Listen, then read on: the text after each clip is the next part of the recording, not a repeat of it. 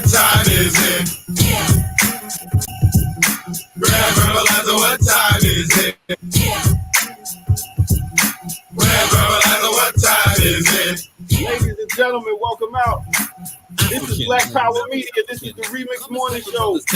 I go by the name of the Ear Doctor. And today we got your host, Dr. Gerald Horne, Kamal K. Franklin, and Kalonji Jamachanga. Welcome, welcome, welcome. Earth, eating herbs and fruits. The children awake me by the mountain and the river and gather around the fire for the scroll that I deliver. The speak of a house is from the sand to the sky. They want to measure how high.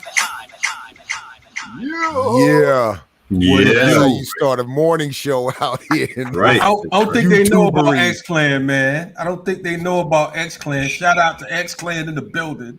You know what I mean? Brother Jay rocking. Why are we starting to show off like that though? Like how in the building is he? You know what I'm saying? Man, how in the building is he?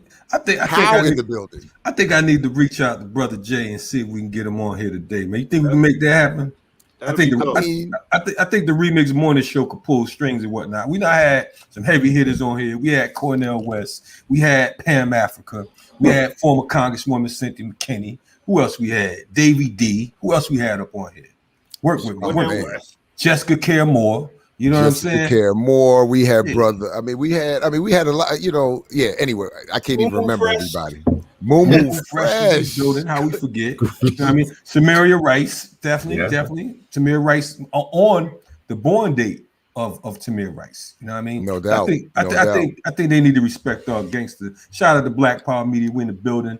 We're gonna try to see if we can get a hip hop cat on here today. I think X-Clan should be in the building today. I got a fan story, my X-Clan fan story, and I was young in Brooklyn.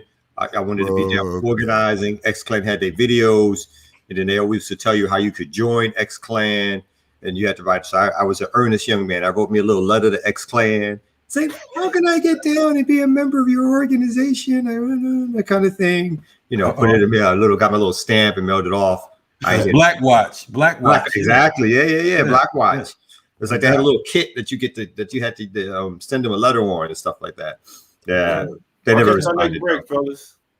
All right, thanks, Ear Doctor. That was too much for him. To me, though, man. You know what I mean? I'm gonna have to talk. I'm gonna have to bring that up today, like 30 years later, or something. You know, no doubt. You know, and it's funny because the whole concept of FTP, as far as the FTP movement, it was the Isley Brothers and X-Clan, and then Public Enemy, because X-Clan had an FTP song as well. You know what I mean? So a lot of folks don't know that the first thoughts as far as FTP was Isley Brothers, X-Clan, and then Public Enemy. You know what I mean? So let it be known and shit.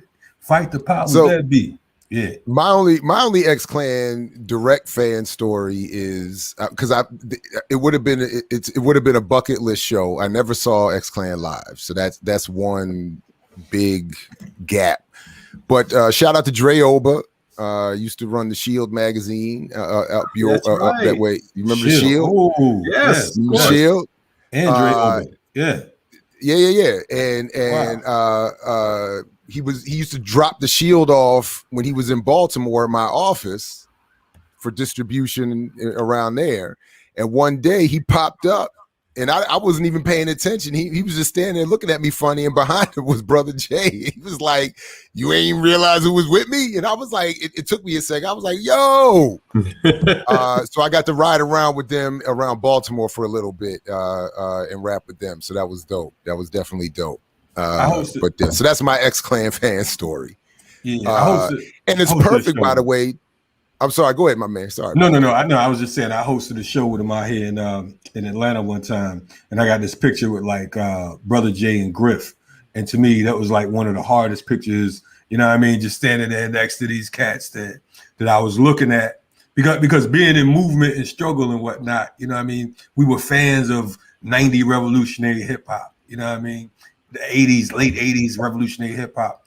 A lot of these freedom fighters, so on and so forth. So now to be rolling around and knowing these cats on a personal level, it's like it's crazy. I always tell folks, all the folks I dig, I'm cool with. You know what I mean? So that's real dope. And the additional perfection of the timing of this is that today is Frantz Fanon's birthday. So we can add, that little element. So shout out to Fanon and all that he encourages. No doubt. Shout out to the wretched out there, all the wretched of the earth. You know what I'm saying? And the ratchets as well, because of the fact that the folks saying they ratchet, they really saying they wretched. You know what I mean? So, shout out to them as well, even if they don't know. You just keep in mind how Franz said we become whole again. I won't tell no stories, but hey. Read your books. Hey, you talking about something? You making folks do some things, talking about reading books and everything concerning violence. What's happening? How y'all feeling? Good. Hey, I just want to let folks know that the reason we got the enemy's media up on the screen here is because this is a very special day. And I just want to keep tabs on it because yet again, Whitey is going to the moon. So I just want to make sure we got all the tabs, up and running on that venture, the Amazon man is on his way. The man with the CIA contract, cloud services contract is on his way. So all must be good. He's going to, getting ready to. We're hoping he gets stuck up in there, though. We're hoping somehow. It's only fair we say we wish him hell. I mean, well, damn. These letters be tripping sometimes, but hell applies too. So hopefully the thing looks dope. Apparently, you don't need a mask or whatever because it's a pressurized cabin. Because this is supposed to be. I think this is another one of these. Anyway, I think we get into this in the news. I think, but it's supposed to be for. Passengers to chill and all of that, so, they're going to colonize space, man. They're going to colonize space. These cats right here, boy. Never a dull moment. I remember my uncle one time, I was like, we was talking about something about them going out of space. And he was talking about, I said, man, he said, man, I said, I can't believe that they going out there and they, they always bombing people and all that type of shit. He said, man, they'd blow up heaven if they could. I was like, man, that's some cold shit coming from a Christian. You know what I'm saying? So, so good. Bring out the clouds. Yeah. I mean, well, they've been practicing here on Earth, so we'll see how it go. But one good thing we want to make sure we remind everybody of is that tonight at 7:00 is the inaugural edition of the Black Myths podcast. Right. Debate series launching tonight at 7:00 right here on Black Power Media. Again, the resolution being is community control of police is inconsistent with police abolition. That is the resolution being debated tonight at 7:00 p.m. In a very professional, organized. I'm looking very much forward to this thing. So we all really appreciate that they put this together. So 7:00 tonight, right here. One quick, I'm sorry to jump in, but one quick comment is that part of it that they're doing is a benefit to the Black Panther Fund. And so, we really appreciate that. I'm glad they're supporting. And I don't think it's any secret, but I'm going to be one of the commentators to talk through some of the ideas after the debate. I didn't know that was happening. Son, I'm all over the place. That's a surprise. I mean, I know you're everywhere, but that's what I'm saying. Hey, this keeps getting better. I'm everywhere except for where I'm supposed to be sometimes. You know what I'm saying? Word to Fanon. Word to Fanon on that one, baby. You know what I mean? It's gonna be a real live day, all day. You know what I'm saying? I'm looking forward to that debate as well because of the fact that I have I'm trying to figure out the whole context and everything. So that sounds pretty good. Sounds pretty good. So y'all make sure y'all check that out. And then at 7 p.m. tonight Eastern Standard Time, because I know we're all over the world, so we don't want to make sure at 7 p.m. Eastern Standard Time here at Black Power Media. And then also, by the way, the rest of this morning is going to be off the chain too. So make sure if you haven't already, hit the like, share, subscribe, join buttons. Make sure you've reached out to somebody. How does the ear doctor put it? Tell a friend to tell a friend. And like my man Math Hoffa's been saying, get in here because it's about to get we got special guests coming.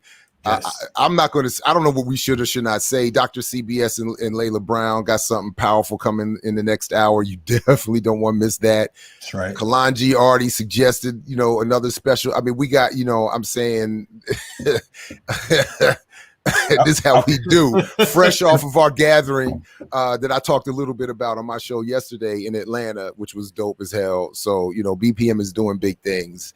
Anyway, I want to point something out too.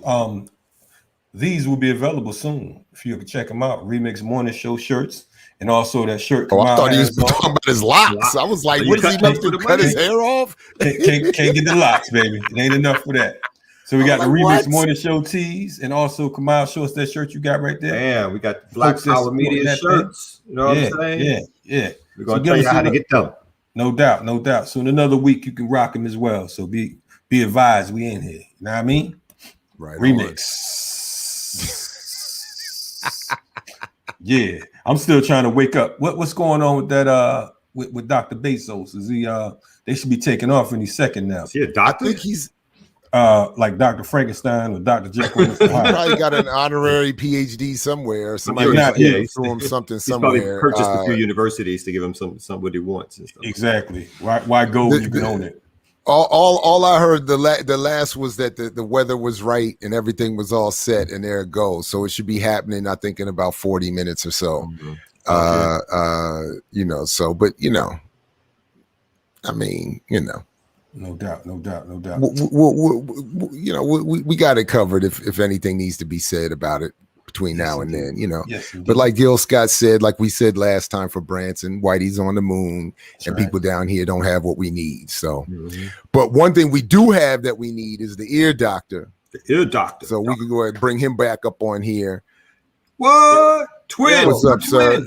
Hey, you finally looking right with your article of clothes there, Kamal. I like that. That's nice. She picked the winner. Just like Bismarck. Wow. Yo, your tribute to Biz on Sunday was off the hook too, man. Very well done. Man, very well done. I was struggling. I wish everybody out there could know that we turned up. People was talking about how you could turn up a brunch. Oh my goodness. Listen, if you ever come to a BPM brunch, it ain't just gonna be a sit and chat. I'm talking about music everywhere. We up there. We was wild. Yeah, we were known to the spot. It was known we was in the spot. Don't give up too much details. Remember, what happens in Atlanta stays in Atlanta. Yeah, you're right. Hey man, there will be some drips and drabs coming out. Stay tuned. I'm looking forward to seeing some of that footage and whatnot. You know what I mean? I was not bad. Yeah. That part. Anyway, it's time for the ear doctor to rock on. It's time to give you all a sample, so let's get to it. Okay. Yeah. All right. Remix.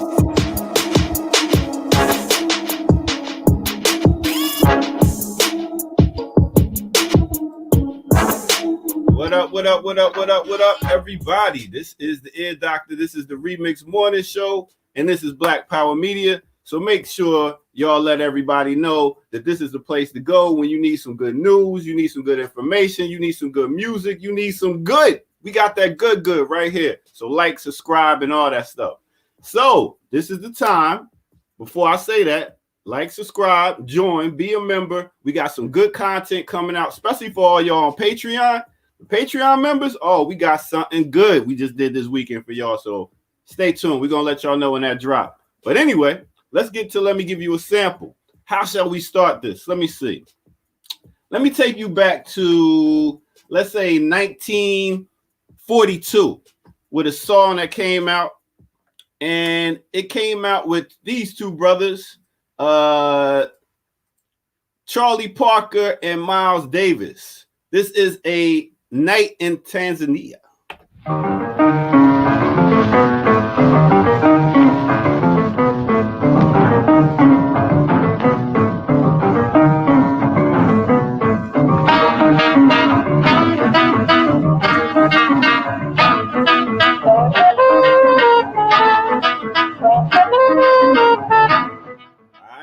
So let's go to to the chat room real quick and see if we got anybody that knows. Oh, man. Let me tell you who is on point right now. The first one to come out with that answer, I believe, was no other than Leah Boggs. Let's get to it and show her how that manifested into another song. Get it? Manifest?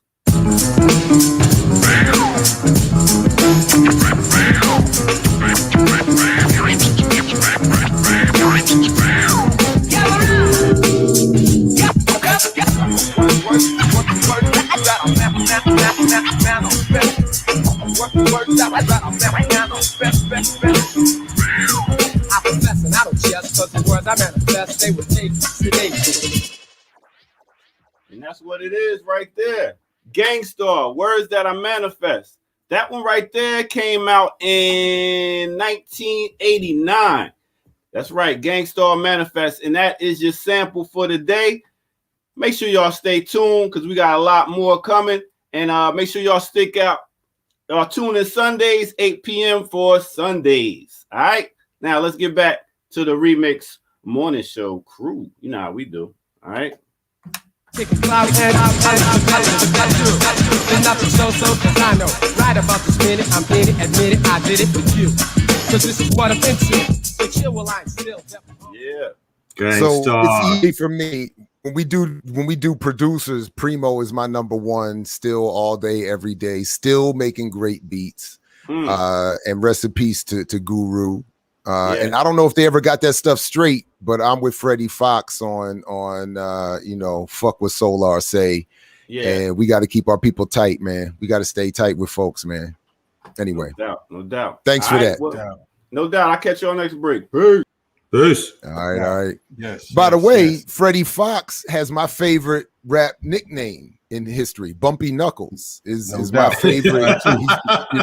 It's one of my. It is my favorite nickname. He's one of my favorites. On Twitter, I say he says good morning hip hop every morning, and I respond. Yeah, and definitely Fox, an alter ego for me, but yeah. Yeah, I remember. I think him and Willie D had a celebrity boxing match one time before. You know what I mean? When they was doing the hip hop boxing, you got to look that up. I ain't got to tell you who the winner was, but we need to get Freddie Fox up on here. We need to get Freddie Fox up on here as well. Shout out to Bumpy Knuckles. You know what I mean? Absolutely. Mac 11 in the backpack. You know what I mean? So, I'm a die with rhyming kids and a rhyming wife. You know what I'm saying? Man, it's the militia. Yeah, that's my guy. And an underrated producer too, man. He can produce a track, man. He's got a classic album with KRS that he produced. I mean, he's still doing it too. Shout out to our generation. Yes. Yes. Yo, speaking of our generation, it's crazy because I was listening to folks forgot about, and a lot of folks are new to Biz, because when you talk about Biz Markie, you know what I mean? I mean, he went from everything from Roxanne Shante to Yo Gabba Gabba. You know what I'm saying? But one thing, I put up this joint yesterday for those of you who remember the first time we heard Biz on record, that was with him and Roxanne Shante when he was beatboxing for her. You know what I'm saying? And that was like the hardest shit ever, because Roxanne had such audacity. Roxanne was like the woman version of, or the girl at the time, she was like 14 years old, version of like a Run from Run DMC. Just that audacity and that spunk. You know what I mean? And then she came with Biz out of nowhere. And Biz was like, he was that dude. But it was so many, dude had so many hits that you really got to dig in the crates. A lot of folks know the commercial shit, but he been putting. I'm trying to remember what was the Roxanne Shante. What was she came out with a reply song to UTFO, right? Yeah. I'm Roxanne, the real Roxanne. No, not the real Roxanne. There was two Roxannes. So you had Roxanne Shante. The real Roxanne was. That's what I'm saying. Yeah. And then you had. I thought that's what that was. Yeah. No, you said the real Roxanne, but it was the real Roxanne and Roxanne Shante. Those two different right. people. And you had started with Roxanne Shante. So I was pointing out, I thought that she was responding to the real Roxanne. Oh, yeah. So the UTFO wasn't and that the real Roxanne. Right. Yeah, I thought that's what it was. I might have that backwards, but I thought initially it was anyways. UTFO. Because UTFO I was came out trying with the song, and Roxanne, and then one of them replied. Right, yeah. I think Roxanne Shante replied, right? Yeah, she did. That's what I thought. Yeah. Who's on first? What's on second? I don't know who's on. Exactly. There it is. There it is. The Black think Laurel and Hardy. Jen still suck on Saturday. I'm just gonna say that. I might be. One of us might be. All three of us might be. Is it time for the glow? It's time for the glow. Let's spin that joint.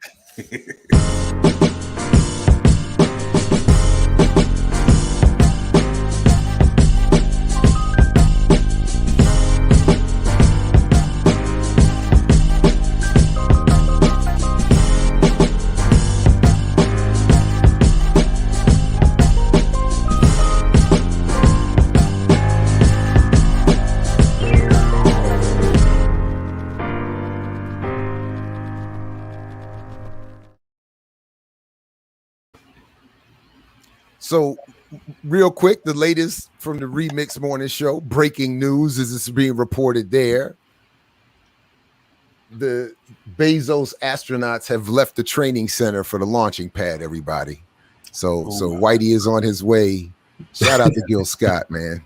Yeah, man. Shout out to Gil Scott, man. I know. Shout out to Whitey as well.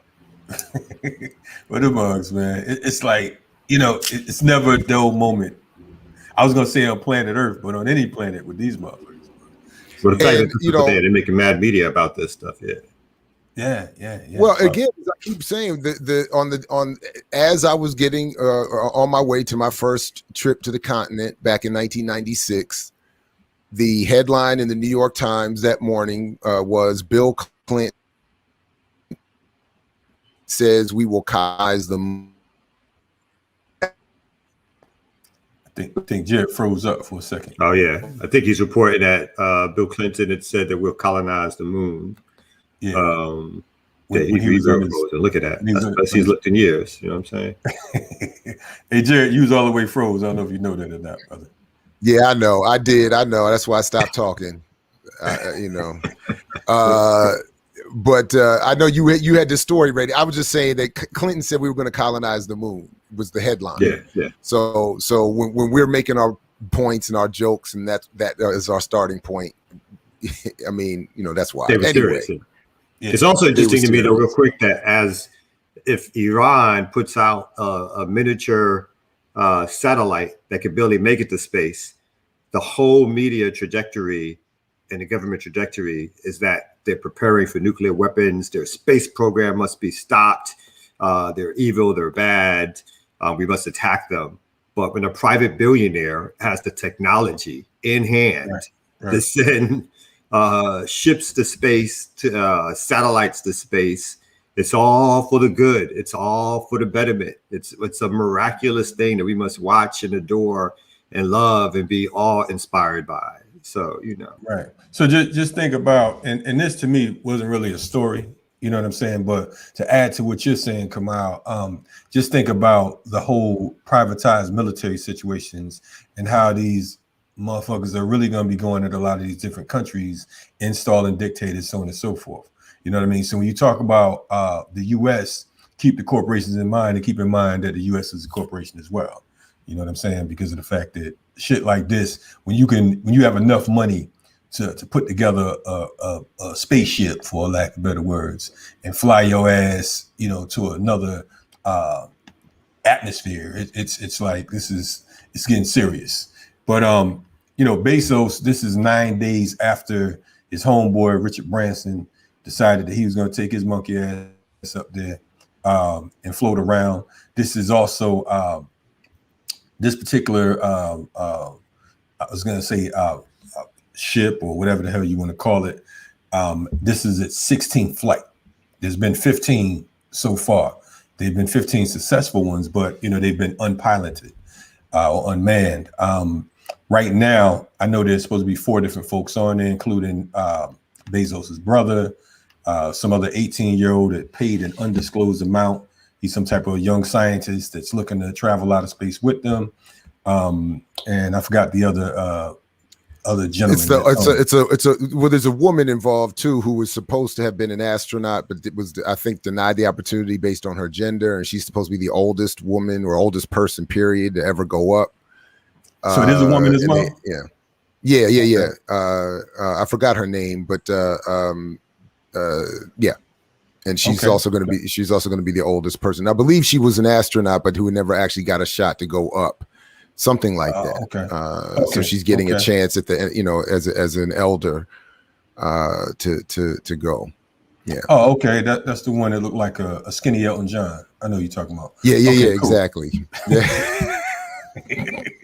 I thought it was Elton. I'm like, it's Elton out there too. You said Elton in space. Piano man. Besides that, Billy Joe, B. That's Billy Joe. Billy Joe. Oh, my bad. Hey, man. Right. Hey, they say we all look alike. Boom, boom, boom. Anyway, wow. Payback is a mug, huh? So I think she's 82 years old or something. Something like that. I just know she's the oldest that will have ever gone up. Man. Yeah. And I know that there was also some debate. Make it look like a giant penis? Is that? I was gonna. I know it's supposed to be a real story, but I can't help but like, what is this? Yeah. Well, and the head is the depressurized capsule. The head is okay. That's where they all sit, and they don't have to wear the special suits because they're in the and then there was also a debate as to whether either of them was actually going into space, because I think it's suborbit or whatever. I don't think they're breaking the orbit of the Earth or whatever. I don't know. That's pushing the limits of my interest and understanding. But yeah. Kamau, I mean, it is a perfect metaphor, or it would be, it should be a giant white penis getting shot off into space. I mean, like who has the biggest Johnson? Who got the most money? Who can get the white person up there first? Man, that's exactly what it is, man. So and the Washington Monument played all over again. Mm-hmm. Right. So they're challenging Elon Musk now to take his ass out there. But he must be drinking himself into a frenzy this morning. Like he must be. Man, he probably. I don't know. He's going soon too, right? He's going up soon too. Probably. Yeah. Listen, knowing him, he might pull up today. You know what I mean? Just might cruise up there in the Tesla space shuttle or whatever. Who knows? But all of this is because of the fact that they're going to start charging folks to travel, out of space, quote unquote, because of the fact that they know that all these wealthy motherfuckers that don't have anything to do with their money, but go look for real estate beyond the planet Earth. They now have the opportunity to see who wants to buy Pluto, Mars, Saturn, etc. You know what I mean? Yeah, let them find one precious mineral that they can turn into some consumption item down here, and it's done. That's when you know it's done. Or a living organism that they can enslave. You know what I mean? And have on display somewhere. So you have the zoo, you have the prison, and you'll have wherever the aquarium, and you'll have some type of space version or whatever. So good luck to them. But anyway, it's a definitely both and situation when you're talking about minerals and enslavement. I mean, whoever's up there, just watch out. If you're not an advanced species already, just shoot them down. Just shoot them down. Do what the indigenous folks should have done on first sight. You know what I'm saying? Because it's not going to get any better. It's not going to. And they're lying. Yeah. Listen to me. They're lying to you. Hey, learn from the niggas of the planet Earth that if you give the motherfuckers any leeway, don't listen. Don't they put their hand out, chop it off. Quick. Don't even let them get close to you. They come. Speaking of lying and fakery, I want to sort of fade into more difficult news or challenging news. But I don't know if you all saw. Like I had to tweet this last night because. We had been last year subjected to, I think it was last year, this film that was, star-studded and suggested that these conservative Fox News white women were the leaders of the feminist struggle. And then, right on cue, Megyn Kelly, who played by Charisse Theron, the South African, colonizer, descendants of colonizers, is over here hating on Naomi Osaka, saying, you over here talk about the media's oppressing you, and you over here doing swimsuit modeling and this thing and that thing, and Naomi shot back saying, by the way, while you're all up in my business, this stuff was done, over a year ago, before my latest, issues with the media, and, mind your business. Anyway, so it's nothing deep. That was Megyn Kelly. I think she said Africana, mind your business. I think that was Megyn Kelly, though. It was Megyn Kelly, not Charisse Theron. I'm not saying my bad. Let me be clear. Let me clarify. My apologies. That was my fault. Okay. Colonizer. I was saying the colonizer played. Well, I guess the colonizer played a settler. How about that? Just so we can make it easier for people to, follow along. The colonizer played the settler, and it was the settler who shot back at Naomi, saying, so even as we're supposed, because I watched that movie over the pandemic, and we're supposed to see them as having suffered under the what's his name, the Roger Ailes character, and all of that, and get their golden parachutes to leave Fox News and all this kind of stuff, and then be touted as the whatever. Anyway, but just another perfect example of the feminist interaction with the world's majority population. Hey, anyway. Elton John, Billy Joel, Charisse Theron, Megyn Kelly, white is white, and to be white is white. Anyway, keep it moving. Okay, right on. Well, so this one I saw was a little more, actually a lot more serious, and is coming out of Latin America. In a story in Covert Action magazine, Evo Morales denounces new U.S.-led Operation Condor, which is, for anybody who is aware, as it is explained here, this harkens back to some horrific history. Operation Condor was a U.S.-directed secret intelligence program in the 1970s and early 80s in 6 South American U.S.-backed dictatorships, Chile, Argentina, Brazil, Bolivia, Uruguay, and Paraguay, that resulted in torture and disappearance of thousands of people. The victims included dissidents and leftists, union and peasant leaders, priests and nuns, students and teachers, intellectuals, and suspected guerrillas. Bolivian President Evo Morales has recently suggested that the 2019 coup directed against him is part of a new U.S. plan Condor, whose aim is to roll back the renewed left-wing ascendancy in South America. In a speech in early July, Morales, of this year, Morales stated the sending of war materials by former presidents of Ecuador, Moreno, and Argentina, Macri, and the letter of thanks from General Terceros are further evidence that, together with the assassination of the president of Haiti by former Colombian military personnel, show the execution of a second Condor planned under U.S. direction. We alert the Latin American social movements about hashtag Plan Condor 2 and the need to strengthen the struggle for peace with justice, with social justice and democracy to preserve the sovereignty and independence of our states and the dignity of our people. So anyway, he also adds and notes, as does this story, that Cuba is on this, as we should all obviously suspect and be aware of or already know or whatever, that Cuba is also on this new Condor hit list, of course. And that the new Operation Condor represents an extension of the old. One is evident in Washington's continued subversion efforts directed against Cuba, a country that has defied U.S. imperial design since 1959 revolution. So shout out to Evo Morales for bringing that up and making that connection. And it's something that we definitely want to stay, on top of.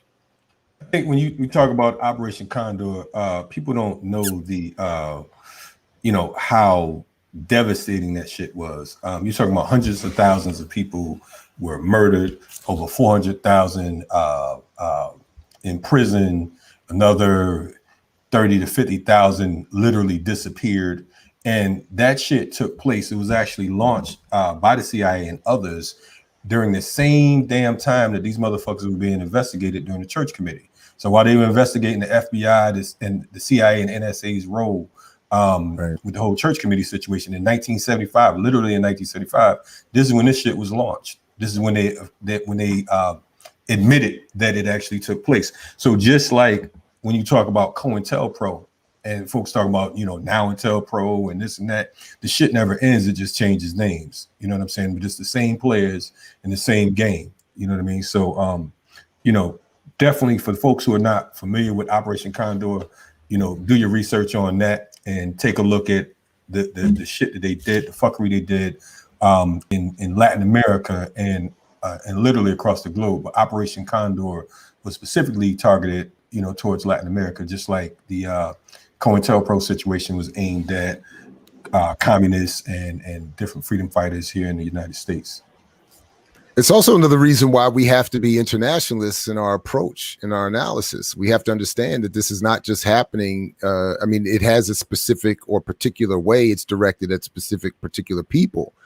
But right. This is an international global phenomenon. And it often leaves us in a situation where even internally within our own groups, we end up being forced to deal with and have to work with or engage against the leftovers after all the assassination and the imprisonment and the exiles and the suppression and the marginalization steps into this, into that vacuum steps groups that are far worse from right. Here, from somewhere else. And these are the groups that end up interacting. And that's why we end up struggling so much to get so little done even. But to the extent we're not paying attention to that internationalism, we're not able to understand what's going on. So, right. And so your point, that's the connection between the police and the military on the international level. And that is why when these folks are jumping up talking about Black Lives Matter, the rest of the world is like, what the fuck are you talking about? We're being tortured over here. We're being murdered over here. And folks are quick to say, and this is a criticism for my people, Black folks. We're quick to say who's not supporting us. Are you supporting a lot of this shit that's going on around the planet? Are you supporting these situations when these dictators are installed in these different countries and people are being murdered and disappeared? You're talking about hundreds of thousands of people in each country, not just what's going on here. So we can talk about the 1,000 people who are murdered here in the United States by the police a year, but then you're talking about militaries literally wiping out hundreds of thousands of people within a 10-year span. So I will give a little compliment to, I think it was the Movement for Black Lives, but it might have actually been Black Lives Matter. I can't remember which, but I actually did put out a statement recently on the Cuba situation. There was Black Lives Matter. Which was strong, and so I compliment them on that. And that's an organization with those kind of resources and reach. At the very least, that's what I'd expect in terms of solidarity. And trying to organize. So I give them a compliment. Like usually I want to rap them on the head, but I definitely got to give them a compliment for putting out something that's strong. People got to see, because you're right, because these things are continuations of our struggle. And if we act like we're an island by ourselves, then we allow the U.S. imperialist empire to go around continuing doing what it wants to do, treat us as if we're some domestic issue or problem, and isolate us away from our family and friends and comrades around the world. So, and I was going to quickly say on the thing on Haiti, since Aristide was a blip in the recent history of Haitian history, where some sort of democracy and resource change and resource allocation was beginning to be made, which is not to say that Aristide was perfect, but the United States worked immediately after the populist Aristide on the left was elected to support his overthrow, to manufacture his overthrow twice. And then when they reinstalled him, did so from the guise of, we'll put you back in, but you got to sign these documents, almost similar to when out of South Africa, when Mandela was released from prison. Basically, you got to sign off on some agreements about the structure of your economy and how put the guns down. Yes, so it's sort of like we'll put them back. And when they argued for this last person to have extra time, when Aristide was put back into office, even though he was lost about a year or 2 years on his term, the United States didn't fight, of course, for an extension of that term. It's like, no, even though you were swept away, this is when your term ends, and so therefore this is when you got to be out. So the imperialism is real, folks. Right. And for the record, this time when I said Black Lives Matter, I was talking about the slogan, not the organization. Only this time. I was saying that we yelling Black Lives Matter, but we're not looking at right. Right. Folks all across the globe. But yeah. All right. Well, there's a couple stories that I have left are somewhat of quick reflections back to things we've been covering here. And one of them is coming back to this ad from that even Ad Age, the I guess one of the leading in historical industry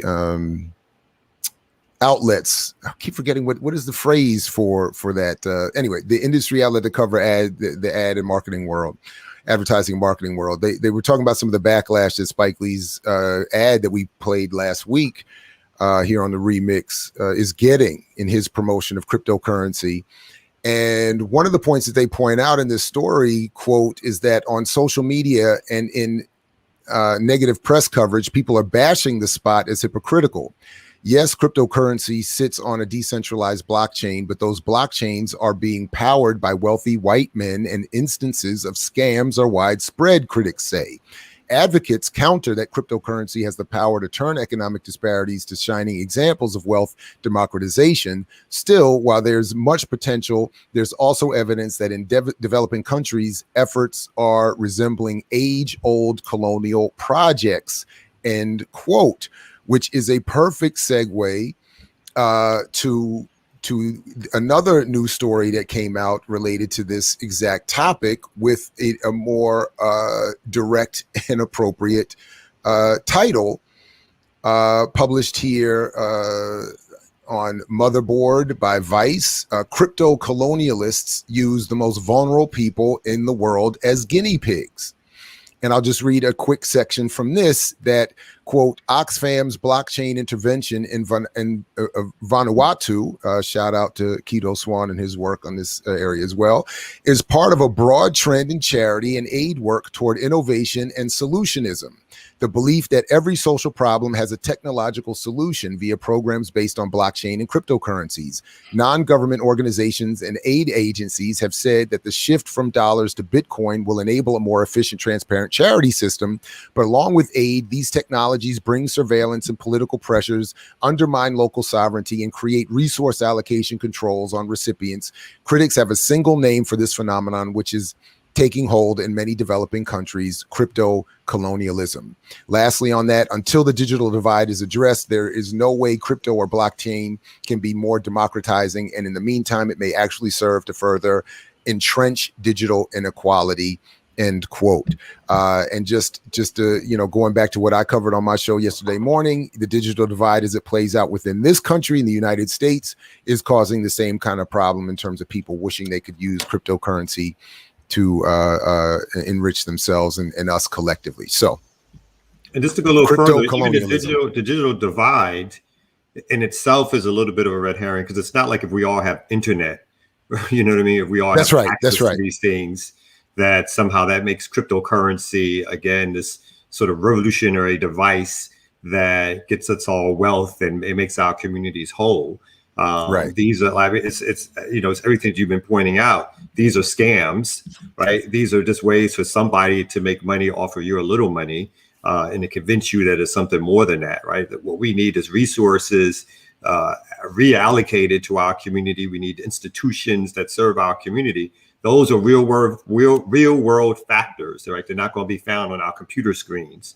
So we have to continually push back against all of their sort of new language that tries to suggest to us that these things are going to make us whole and make our communities well-resourced, when we all know that what they do is extracting resources as opposed to really putting them back in the community. Right on.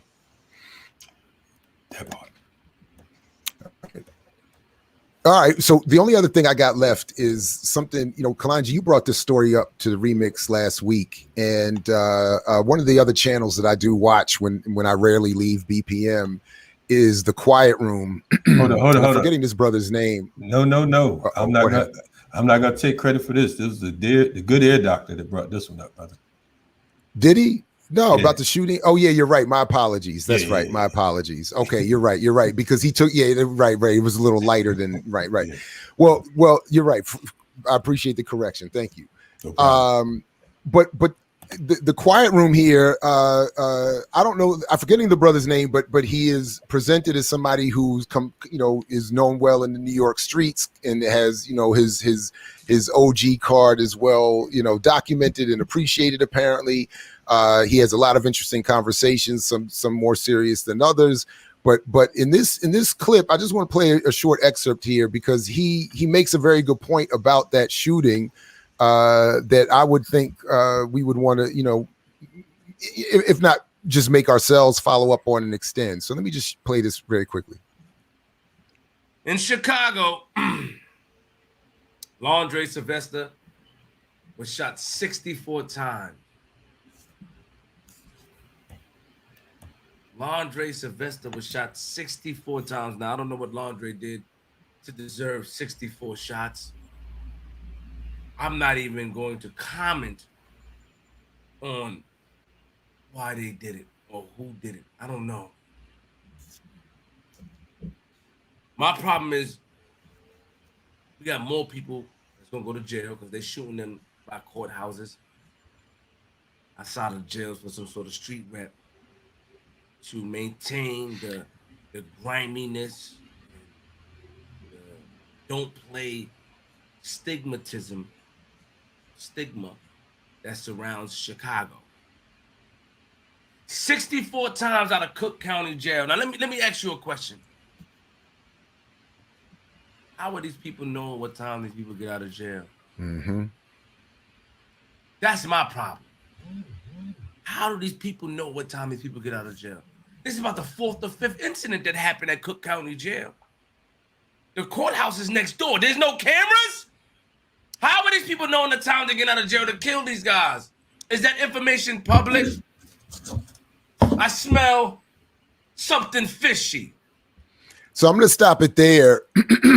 I actually appreciate what this brother does. I should know his name. I apologize for that. But because what I like about what he does on his show is that a lot of what he does is he tries to speak to younger people, younger potential future thugs, gangsters, and let them know in a more refreshing and cool way that that's not the way to go and that they should find better solutions, blah, blah, blah, blah, blah. But, and I like that he brought the focus back to the question of the state's role in this. Yeah, it's bad that brothers are shooting brothers and it's but how in the hell is all this happening, in the context of all this surveillance, all this, increased funding to police, all this policing, so on and so forth? Where are the guns coming from? How do people know when people are getting out of prison? How would they even think that it's something that they could get away with? That kind of level of violence right there outside the courthouse, outside the jailhouse, all that. So anyway, I just wanted to come back to that when I saw him make that quick commentary on that issue, since I know we had dropped that story a little bit last week. So one of the things one of the things that's going on in Chicago as well that's not being talked about is there's a lot of cartel action going on. You know what I'm saying? The cartels are real heavy up there. It's a lot of situations. I've been hearing from brothers and sisters on the ground about the types of murders that have been taking place. Everything from folks' heads being severed to arms and hands being cut off and barbed wired and all types of other things that don't usually that are things that we don't usually do. As far as when I say we, a lot of folks who are quote unquote Black social criminals, for lack of better words. You don't often hear about a lot of these things, but there's a whole lot of that type action. And I understand they have a lot of power in Chicago with a lot of these different, forces and sources. So we don't put anything past the state, period. But I agree with them. I mean, it's like, you're not just a lucky guesser that every time somebody's getting out, you're able to, have it, the time clock punch. Like, you know what? I think somebody I got beef with is going to be getting out today. Let me shoot him 67 times. You know what I mean? It doesn't go like that. Yeah. By the way, my man's name is Queen's Flip.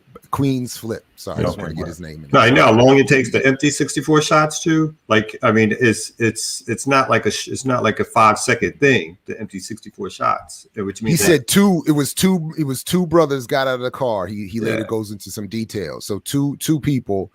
That's depending on what was even that's not a short. I mean, that's what I'm saying. It would require some reloading. Yeah, and it goes back to the thing like the cameras, the action.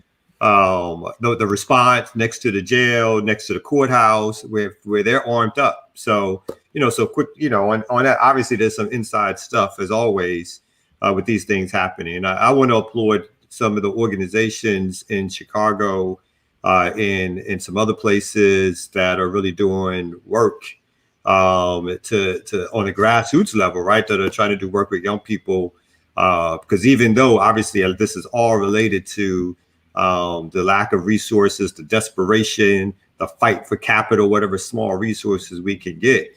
But there are some organizations that are on the ground out in some of these different places that are really trying to do that everyday work of doing things with young people, trying to get folks different skills and so forth. And that in and of itself won't solve the problem.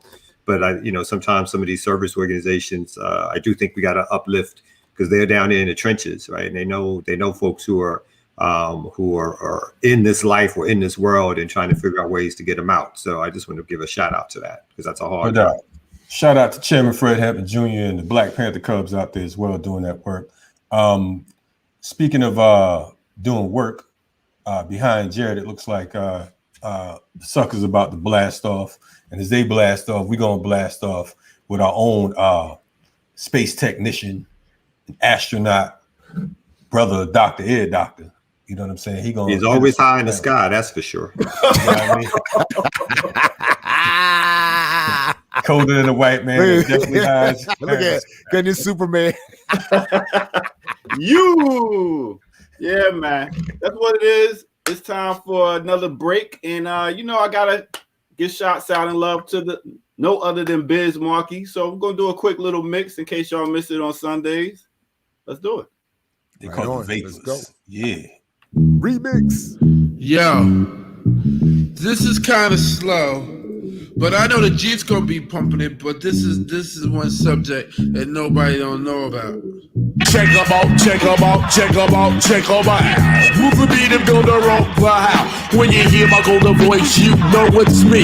The poetical, energetical rap MC. Well, that's not a simple matter of to be cool. I'll be telling your girls and fly kids stay in school. I always reminisce when I was in class well. But you feel like a simpleton when you get expelled. Or even if you have a couple of days of detention. It's just as good as one bad suspension. So when you're grown up, you'll say the same. We doing this ragged. Got Big Daddy Kane over here. We all gonna do just one part because we came a long way. From back in the Martin Luther King days, Malcolm X. Now that we see Nelson Mandela's free, we're gonna talk about this. We're gonna talk about this racism. Stop that. You know what I'm saying? And the magnificent.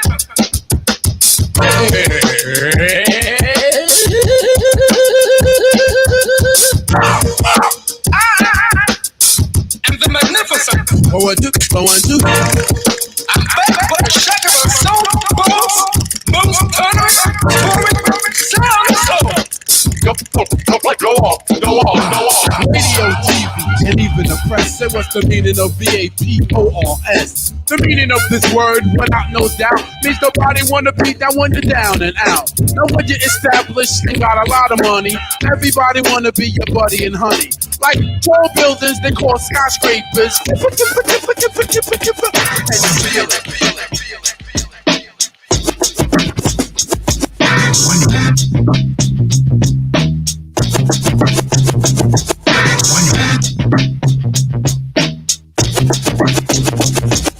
Now this may sound disgusting and like very gross, but it's sure to have you tripping. See, yo, listen close. It's not right at the sun or sweet like sugar, but it's rather on the bug tip and it's cold.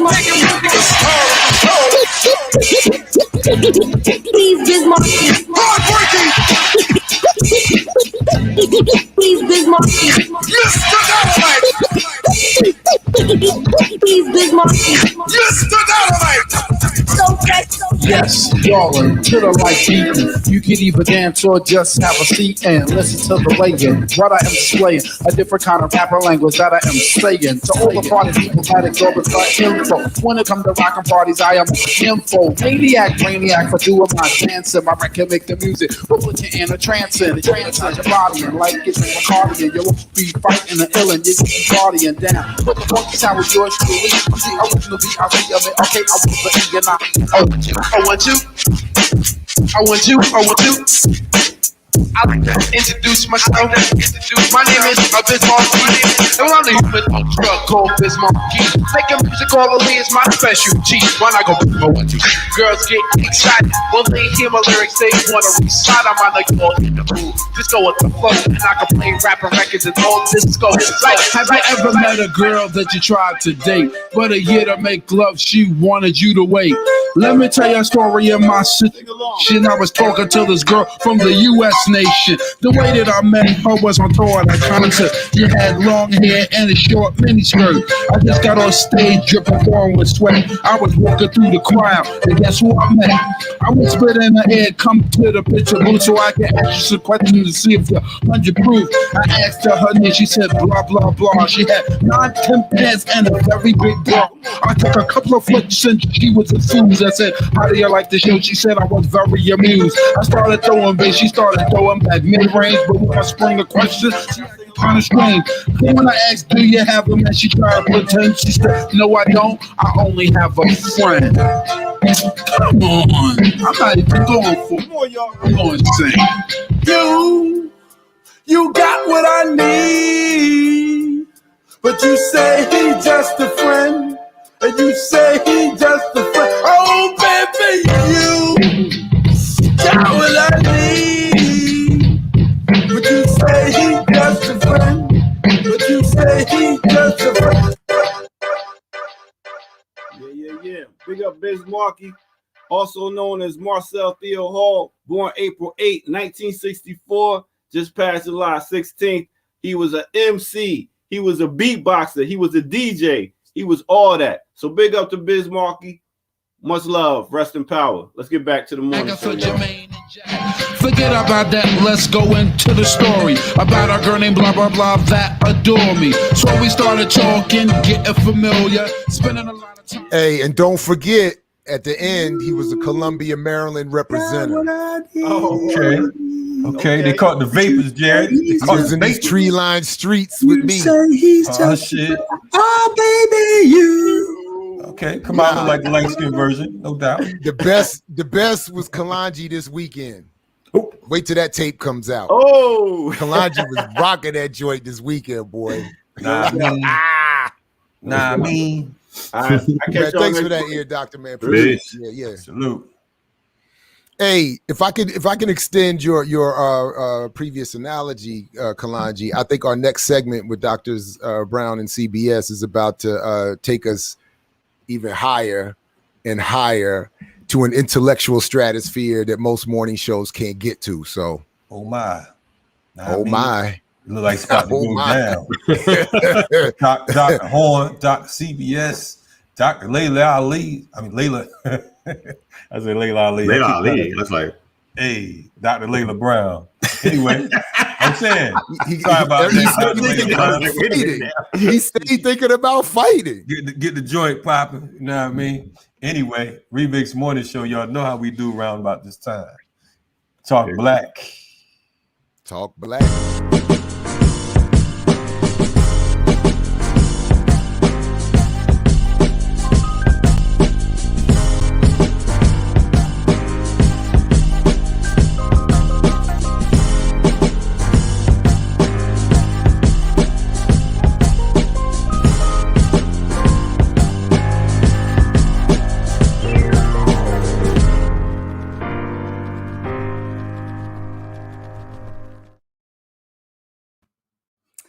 Y'all, what is up? It is me, Dr. CBS. Welcome to the Talk Black segment on this Good Tuesday. I'm here with my girl, Dr. Layla Brown, where we talk back about all things Black. All right, y'all. So today we have the illustrious, the indescribable Dr. Gerald Horne in the building, and who really needs no introduction, but we will give a little bit of one. But before we get to that, it's time for this week's plant of the day. So some of you all may know, obviously, I'm not home. CBS is not home. But we're in this lovely Airbnb that happens to have this corn plant behind me. So the official name is a Dracaena fragrans, often known as the corn plant. One of the things that I wanted to say about this particular plant is that this is a slightly more mature plant. I have a smaller one. You can't really see this one, but I have a smaller and a medium-sized one. This particular plant can grow up to about 6 feet in the house. It can also flower, but they typically don't flower indoors. It's native to the tropical regions of Africa, actually from east to west. So from the Ivory Coast all the way to the Sudan. But another important thing about this plant is that if you have pets at home, it is toxic. So this is one of those ones that you need to keep away from your plants. From your pets. But this week's, again, plant is the corn plant or the Dracaena fragrans. And the other thing I want to say about this is that it's a kind of slow growing plant. It browns too. It browns. It can struggle, but if you have a regular watering schedule, you can usually get around it, and you can usually cut those pieces off, and it'll do well. So we kick it back to Dr. CBS. All right, y'all. So as Layla said, Dr. Horne is probably the only academic on earth who needs no introduction. But in case you have been sleeping under a rock, he is the Morris Professor of History and African American Studies at the University of Houston and the author of over 45 books. Now, the website says 30. That's late. It's 45, right? 45 books, including White Supremacy Confronted, U.S. Imperialism and Anti-Communism versus the Liberation of Southern Africa from Rhodes to Mandela, and The Bittersweet Science, Racism, Racketeering, and the Political Economy of Boxing. So welcome, Dr. Gerald Horne. Thank you for inviting me. Of course. Thanks for coming. Yes, good morning. All right, so let's jump right into it because we have a lot of ground to cover. So to start, can you speak about the deteriorating situation of U.S. imperialism, especially as it relates to China and the European Union? Well, as we speak, the United States faces two stiff challenges. One is obvious. It's clear that Mr. Biden, following on Mr. Trump and Mr. Obama, wants to pivot hard towards the People's Republic of China. But what's interesting is, how did China get into the passing lane in the first instance? And in order to understand that, you have to understand the fact that in the early 1970s, U.S. imperialism was facing a very stiff challenge, not only from the socialist camp, but from national liberation movements in Grenada, Nicaragua. The United States imperialism had been evicted from Vietnam and Indochina in 1975. And in that context, Henry Kissinger and Richard Nixon negotiate this entente with China. That is to say that China signs on the dotted line, on the anti-Soviet dotted line, and in return receives massive concessions in the form of foreign direct investment. You can visualize, as I speak, jobs floating across the Pacific from the United States into China.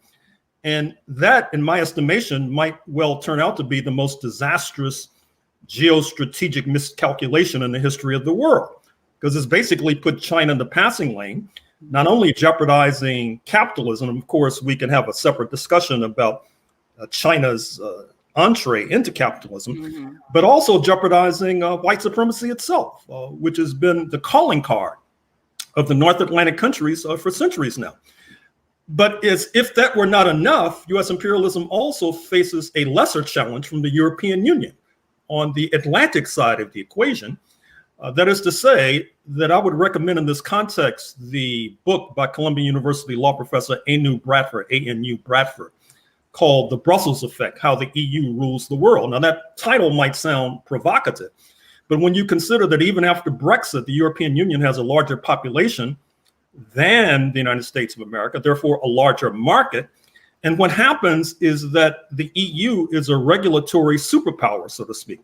Just like in the United States, there's a California effect. When California decides that auto emissions should be at a certain level, that forces car manufacturers, rather than make one car for the California market and another car for 49 other markets, they just adhere to the California regulations. And therefore, there's a California effect.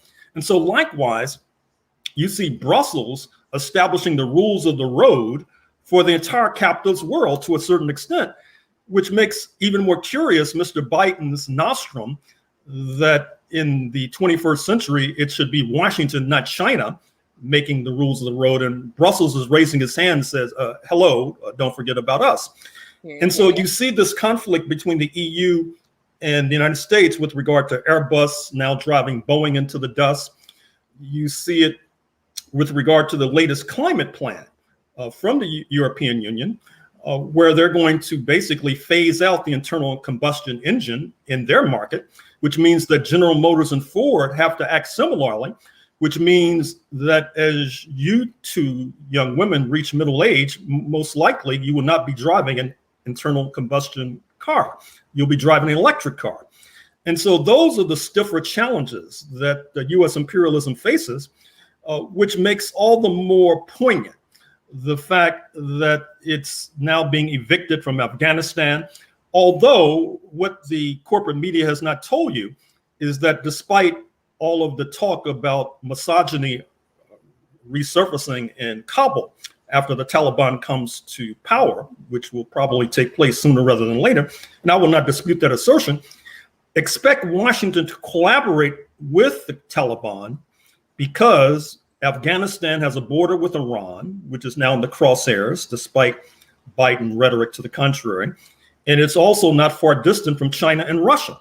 That's too delicious a proposition to ignore. Speaking of Russia, we expected Mr. Biden to try to work out some sort of reverse Kissinger maneuver with Russia in his meeting with Mr. Putin in the last few weeks. That is to say, to woo Russia, but there's so much anti-Soviet and anti-Russian sentiment in the United States right now that it's going to be difficult for the United States to work out any sort of entente with Russia against China, even though we keep being told that China is the ball game. And that, of course, brings us to the so-called US backyard. I'm speaking of the recent events in Cuba, where Mr. Biden is tugging hard and moving directly towards embracing Trump foreign policy with regard to the island and rejecting the foreign policy of the Obama-Biden administration. That's up to and including what I call balloonatics politics. You may recall that during the Cold War, the United States was trying to use balloons to float over Eastern Europe to drop propaganda and have radio signals and all the rest. Now they're talking about using balloons to have US-dominated internet in Cuba from these balloons overhead. Now, of course, Cuba has pilots. They may want to shoot down those balloons. That's why I call it balloonatics policy. And of course, that also ties into policy towards Haiti, because historically, one of the reasons that US imperialism has either supported dictators in Haiti or looked the other way is because of its proximity to Cuba post 1959 after the revolution. That's why it supported the Duvaliers, father and son, from the 50s up through the mid 1980s. And that's why it's going to be very difficult for US imperialism as allies in Ottawa and Brussels and Paris to move away from that harebrained policy. So I'll stop there in case there are any comments.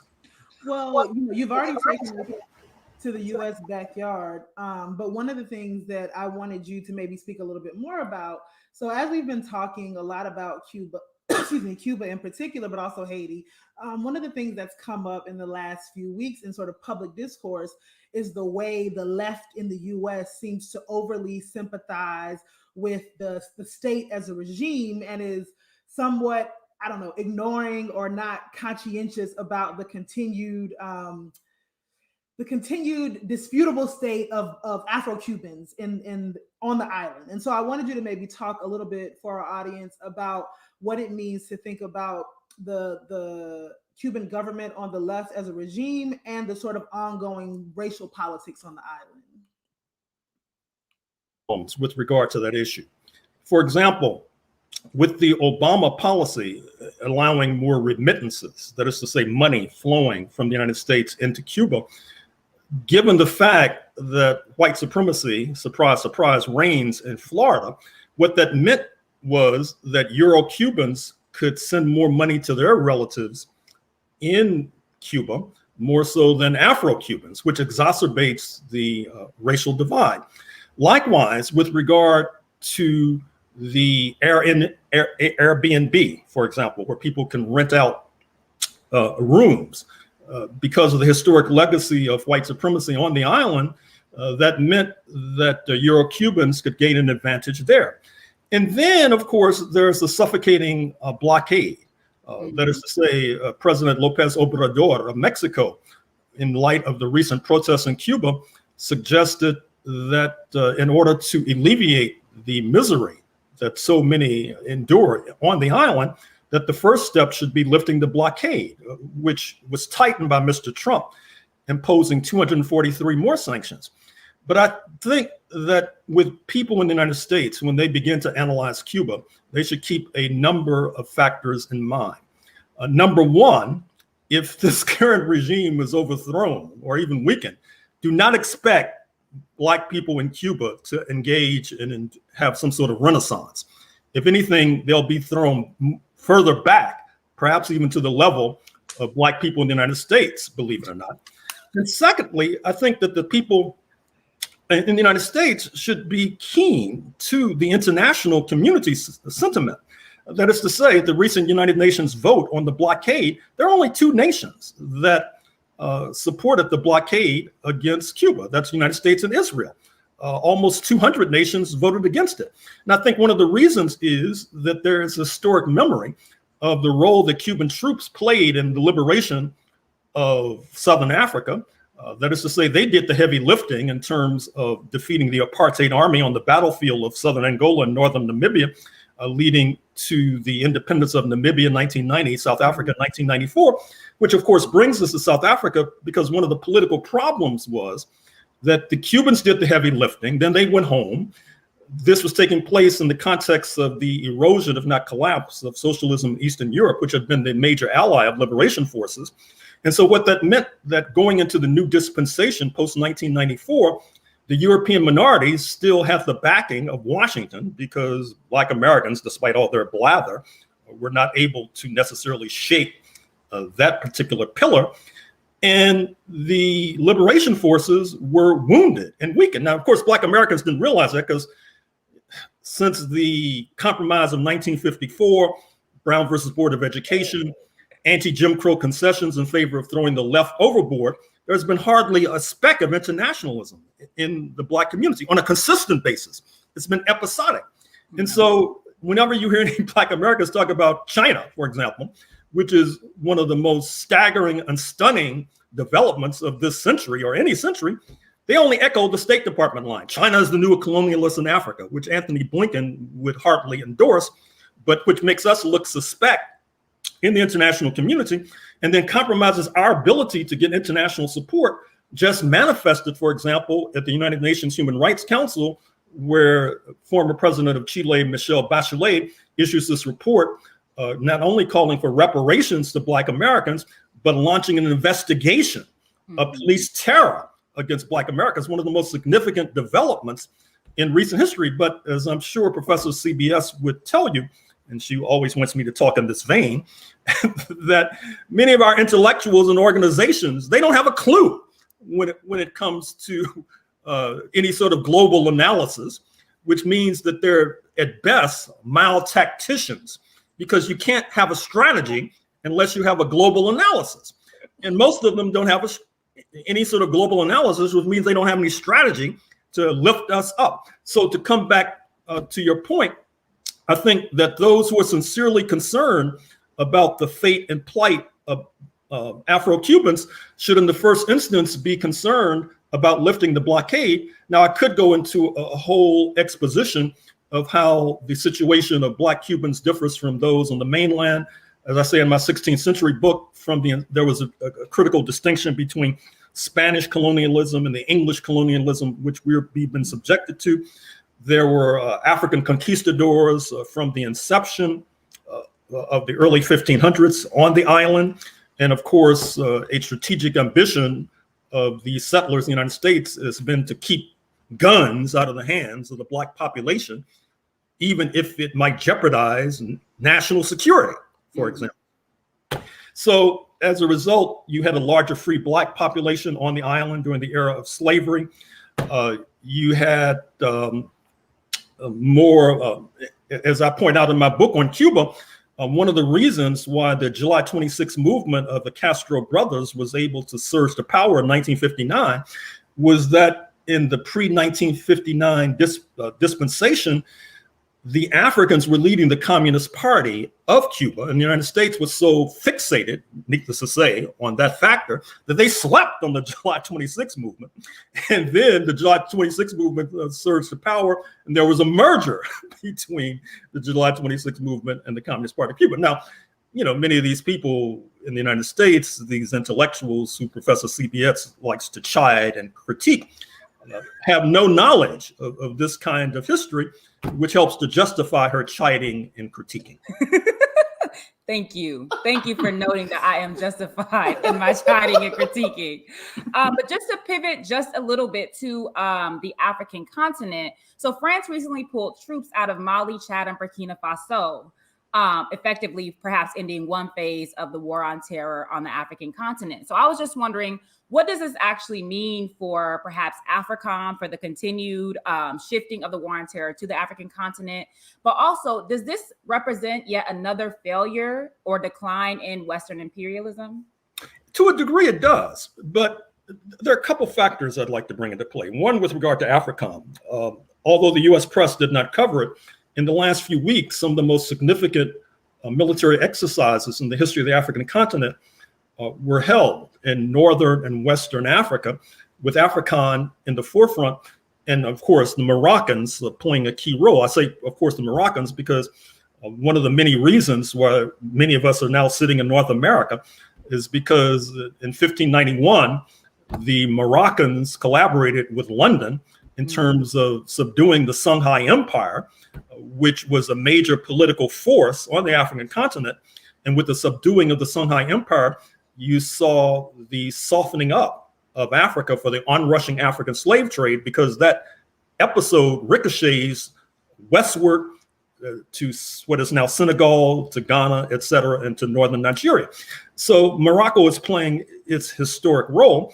But the second factor I would mention is the role of Turkey. That is to say that Turkey, you may know, from the 1500s up until the end of World War I, circa 1918, 1919, that is to say 400 years, was the so-called caliphate. It was the big dog in terms of the Muslim powers. And what happened, of course, is that it was defeated because it sided with Germany during World War I. But now Turkey is having a resurgence. So if you look at Somalia, for example, and if you look at most of the African countries with sizable Muslim populations, Turkey is playing a major role. And Turkey is increasingly coming into conflict with France.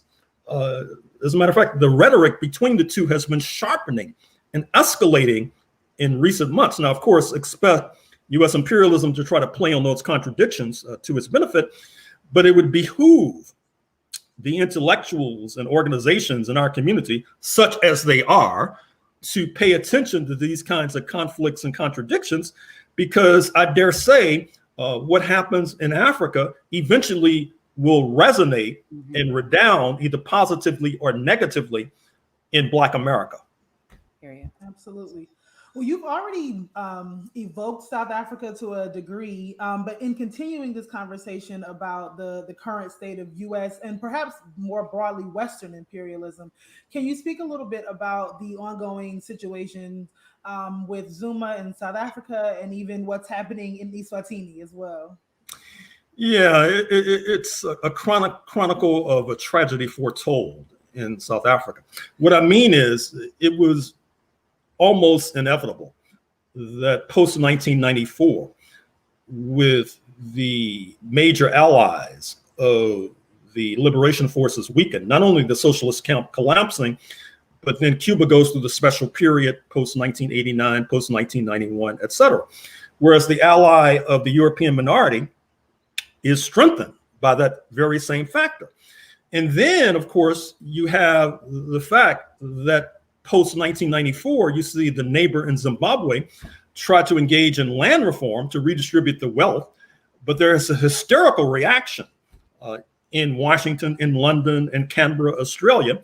And once again, many of our friends and comrades in Black America do not bathe themselves in glory in the aftermath of the Zimbabwean attempt at land reform.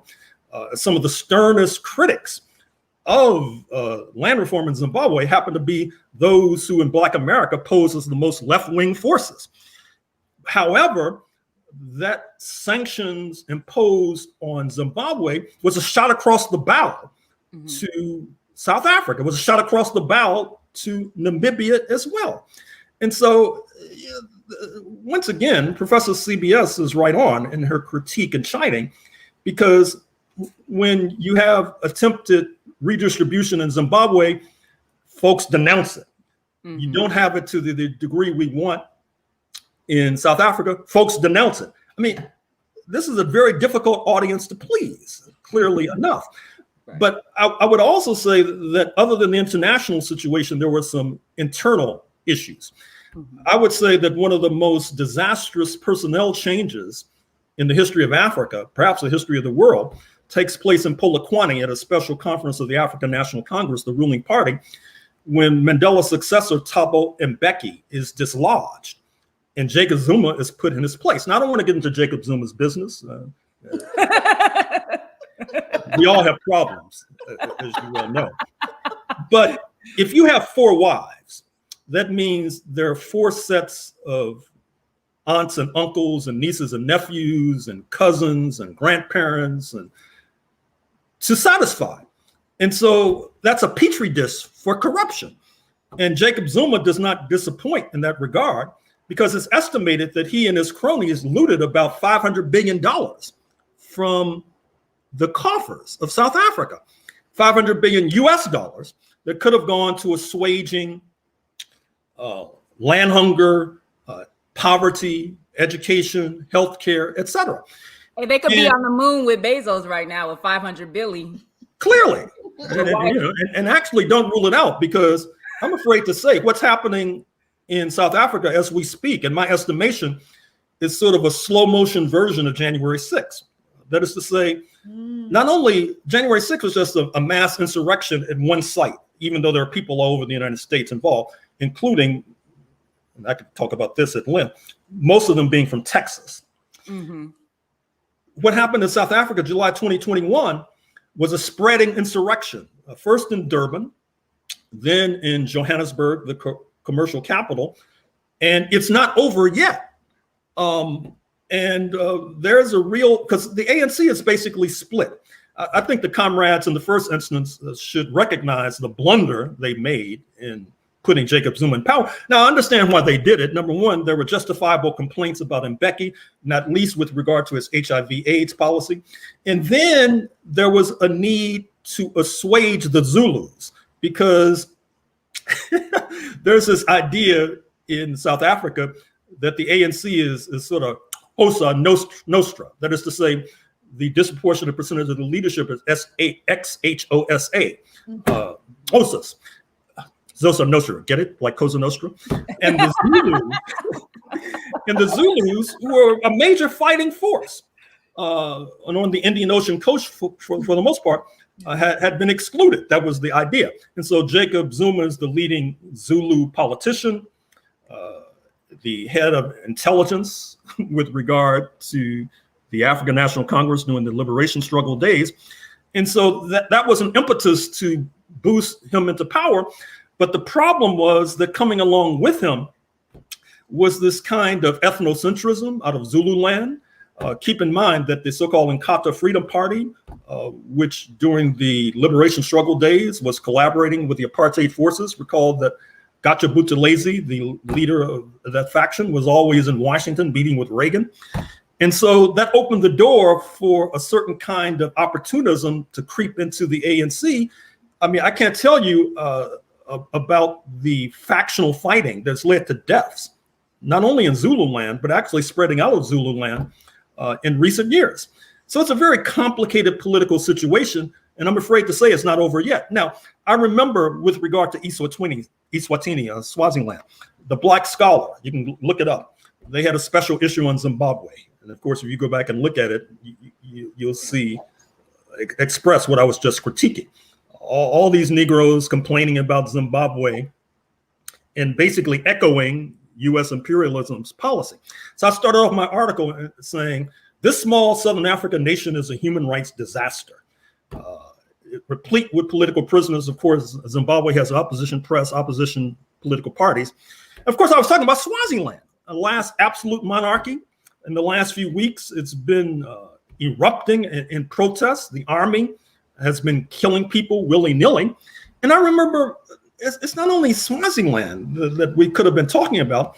I remember I do a lot of work on the Pacifica station in Los Angeles. So I recall about a decade ago, a Pacifica host was asking me to come on and comment about Zimbabwe in a negative fashion. So I said, why don't we talk about Equatorial Guinea? It has millions, if not billions of dollars in U.S. investment in oil. The son of the dictator is a major landowner in Malibu, the playground for the rich and the famous and the rich and the notorious in Southern California. He owns the largest collection of Michael Jackson memorabilia on planet Earth at the time when most of the people were starving, hungry, illiterate, etc. So why don't we talk about Equatorial Guinea? So the host says, well, we'll get to that. 10 years later, I'm still waiting. Because what you realize is that the corporate media sets the agenda, even for the left. And so the people in the left media, they have an hour program. They feel that, it's too much to explain all the backstory about Equatorial Guinea or Swaziland, Eswatini. Zimbabwe's in the news. Robert Mugabe is portrayed as a devil on Saturday Night Live. So there's already a fund of what some might call knowledge, I would call misinformation, with regard to Zimbabwe, so it's easier to talk about. One more point before I turn back the mic to you. I recall the last time I was in Zimbabwe, which was during the height of the hysteria about land reform, and I wanted to give a talk at the University of Zimbabwe, where I used to teach. I think the title was The U.S. and Zimbabwe, From the Slave Trade to Bush, something like that. It's not that provocative in terms of the title. Of course, there were objections. And so I had to move it off campus. And I used to, at that time, always walk around listening to the radio. And so I remember walking the streets of Harare, listening to BBC. And on the air, as I was being barred from the university, was this leading so-called Black intellectual in the United States on BBC. Denouncing everything that was going on in Zimbabwe while I'm being barred from speaking at the University of Zimbabwe. I rest my case. All right. Well, I get it together. We at the Remix and on Black Power Media are going to be compiling lists of readings and new suggestions. You've dropped a few gems today, and we want to thank you so much for coming. I am sure we will have you back. And I just want to say to the audience, thanks again for tuning in to the Talk Black. Catch us next week, same black time, same black place. Peace. Thanks, Dr. Horne. Thank you.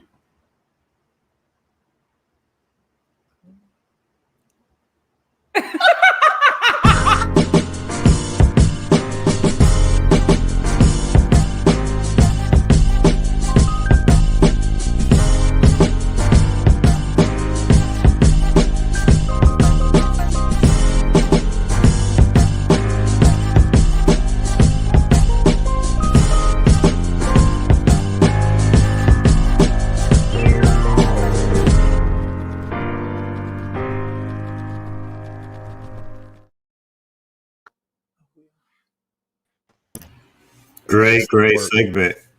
Yes. Doing that, I bought 5 books during that segment of Dr. Gerald Horne. Only 40 to go. 40 to go. 43. That's ultimately what was most important. That you convinced Kamau to buy a book. Dr. Horne. And in that time, your boy went up and down. Yes. I didn't know it was supposed to be that short. So the whole trip was shorter and whacker than Dr. Horne's analysis in that interview. That was the whole I was trip. hoping there would be some malfunction. No, And remnants will return to the earth. When it's Remnants. shaped like a penis, sometimes things malfunction, I guess. Up and down really fast. I can't deal with you. Anyway, Kamal, so speak good for to yourself and see stop you. projecting your problems onto the rest of the world, bruh. Hook that man up with your Hindi. Anyway, no. But anyway, seriously, that was a great conversation with Dr. Horne. We really appreciate that, especially since that was going on in the background. So anyway. No doubt. No doubt. It's white man's world, you know, quick and fast. Good stuff. Doctors, as always. Right on. You know what I mean? We got another special guest coming up. I don't think they're ready for him. You know what I mean? We talk about legends and we talk about revolution and we talk about inspiration in hip hop. This is one of the groups you cannot talk about hip hop culture. You cannot talk about revolutionary hip hop culture without mentioning this next group. You know what I mean? We got my man, Brother Jay from X Clan about to be up here in a minute. So act like you don't know. And if you're not familiar, you will be. You know what I mean? Stay tuned. Remix Morning. Remix.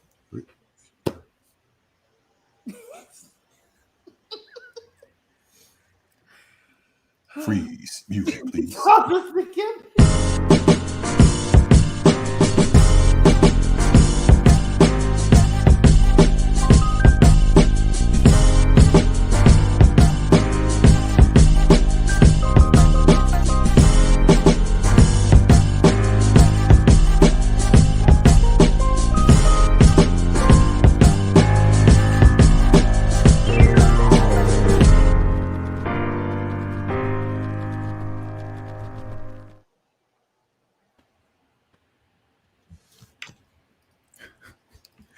It was a rough weekend, everybody.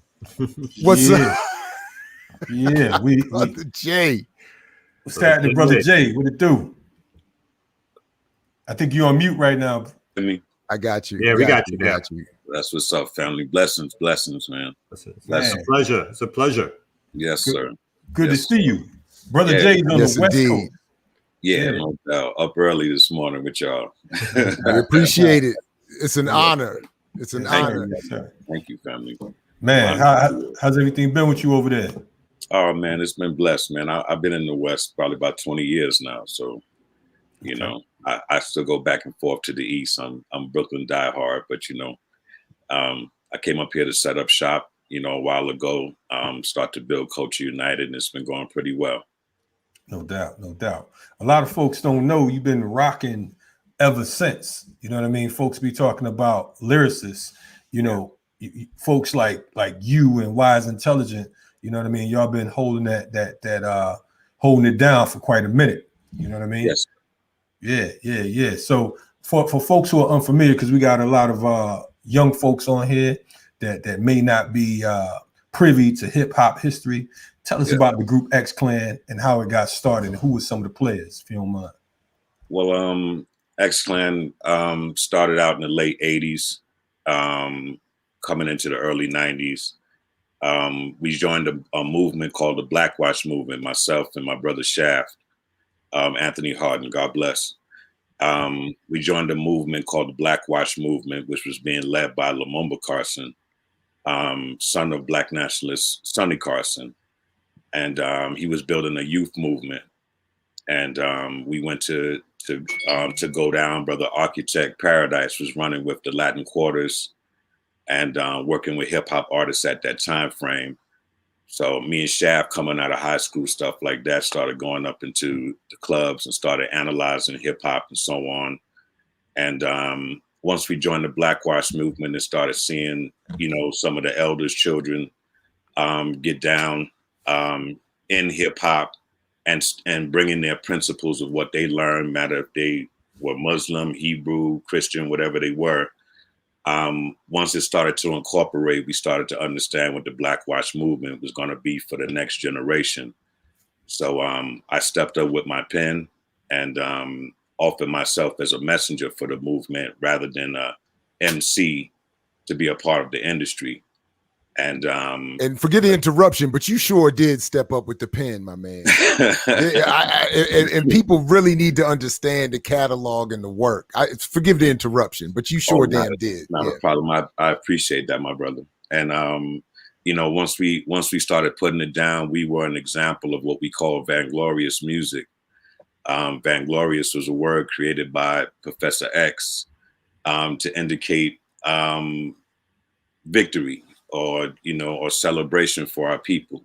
I like PX because he wasn't stuck to the Noah Webster get down. He was willing to to break all the barriers and just state something, and that reflected his love for the people and liberation.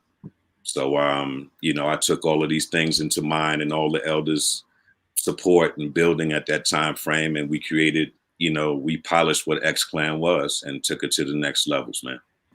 Right. And the thing is, what folks don't realize, I mean, I think you were probably one of the youngest members of the group. How old were you when you popped off? When I joined Blackwatch, I was 16, maybe 17 years old. And when I wrote East Blackwoods, yes, that was about 17, 18 years old.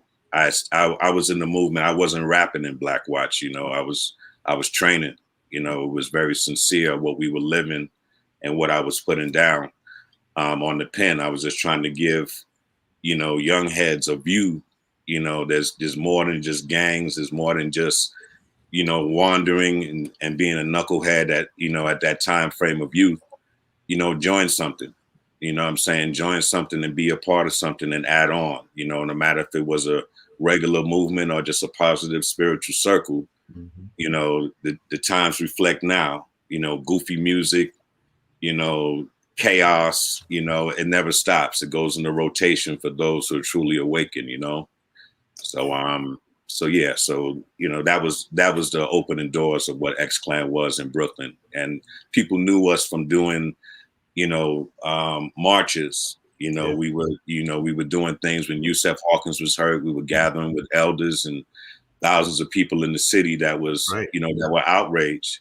So, for Gavin Cato, Eleanor Bumpers, the list goes on, where people now see that as like Trayvon Martin's and, and so on. So, in fact, I want to bring up the Gavin Cato. I'm from, I'm born and raised in born and raised in Brooklyn, but from Albany Projects. Okay. So that's right there, Crown Heights, right there near Eastern Parkway. Yes. And y'all were at the forefront. The folks don't remember, Gavin Cato was the 7-year-old, I think it was about 1991, who was killed by the Hasidic Jew ambulance service as it was trying to move its own person, I guess, who was injured. And it basically ran over a young black boy. And then making things even worse was that as opposed to stopping to help the person they just injured, they tried to leave with their person and leaving that boy to die. Correct. And then when the community was outraged, as opposed to understanding why the community is outraged, obviously, as always, mass media, the politicians lined up to try to support and or defend and or try to manage what took place, as opposed to going right away to arrest these people, reassure people justice will be done. And I remember you guys were really, really strong. X-Clan folks, Blackwatch was really strong in the streets during that time. And one day, I'll wrap up with this. I remember one day coming home, the 3 train stops at Kingston. Yes. And this was when maybe a couple of days after some of the stuff, there was a lot of action on the street. And I was coming home one day, like in the afternoon, 4 o'clock, and all the police on their horses were lined up and down Eastern Parkway. And it was like, it was like a colonialized village where they left a little opening for us to get into the area, and then they closed it off. You know what I mean? And that's how serious it was. And a lot of that was due to the leadership of you sisters and brothers, the sisters and brothers in Blackwatch and X-Clan during that time period. Other folks was out there too, but I remember that y'all were out there strong. So I just wanted to relay that, man. Yes, sir. Yes, sir. And, we had no choice. Once you say freedom or death, there's no straddling the fence at that point. And we were learning that as young people. Much respect to Lumumba Carson for doing that. You know what I'm saying? I would have existed in that world without music. You know what I'm saying? I didn't need the music. You know, when the labels and stuff grabbed us, we were that. You know what I'm saying? We were, you know, in the streets, analyzing, trying to, you know, show protection for our neighborhoods because the current protection wasn't solid enough. They take sides at the wrong moment. You know, this kid was, you know, ran over and just disregarded like he was a animal on the street or something. Trash. And it's like, you know, what if that's my niece? What if that's my nephew? What if that's my children and so on? You know, that goes through the minds of everybody on that side of the world. So, you know, not only did we march there, but we filmed our video right in the space where that went down, Fire and Earth. And, you know, we did a lot of our music videos in historic situations, if it was good or bad, historic locations, just so when we're having the conversation to people, we can describe the story, you know, without just looking like we just trying to ruffle the feathers by talking about, you know, injustice in our neighborhood and so on. It's now part of our program. So we were trying to give that example to people, you know, like if you have something to say, you know, just, you know, subliminally just give it to folks in an artistic way. And then when it comes down for the serious moment, you can build, you know what I'm saying? Because, you know, you're in entertainment, you know, you come in like a party pooper, their attention span goes down, you know, but if you're artistic with it, you can always get your moment like how we're doing now, where we can break down what people were just seeing as flash and lights and so on. No, that was, you know, that was view on an area where something serious really happened. And there was a serious war in Brooklyn behind that. So, you know, when they look at our history and our videos, it's just more than hoopla and BS, man. You know, it's real talk history. And that's what I feel young artists today should be about. You know, get off the ego, get off themselves and, you know, and kind of open the door to the real understanding of the struggle, because people underestimate what we go through. That's one of the things I always respected about y'all too, because of the fact that, you know, you lived that life. Y'all wasn't no suckers. I mean, that was during the time that KRS was trying to smash on everybody. And I got to bring this up, but he was trying to smash on everybody. But when he came to X-Clan, y'all shut that shit down. Like, look, dude, all that shit you talking right now, that sound real good, but we ain't PM Dog, motherfucker. Yeah, I mean, you know, they always misinterpreted the thing with me and Chris. You know, when I did Grand Verbalizer and I mentioned his line, I was just doing it as an artist that was, you know, reflecting on You Must Learn. It was a popular song. Right. And I really was speaking to bookworms that stand inside looking outside the curtain, you know, to see what's going on, instead of what, you know, that we're actually living out in the front line. Like, let me close the book and go get with my people. Okay. I was talking about that in the verse, but people took the You Must Learn, you know, thing so serious, you know, and started a beef. And then, you know, the press took it and made it all this other thing. You know, I don't have beef with, you know, with my brothers. And, you know, like I stated then, y'all are a rap group, we're a movement. So there is no conversation as far as, you know, are we battling, are we confrontation? I don't have that in my system.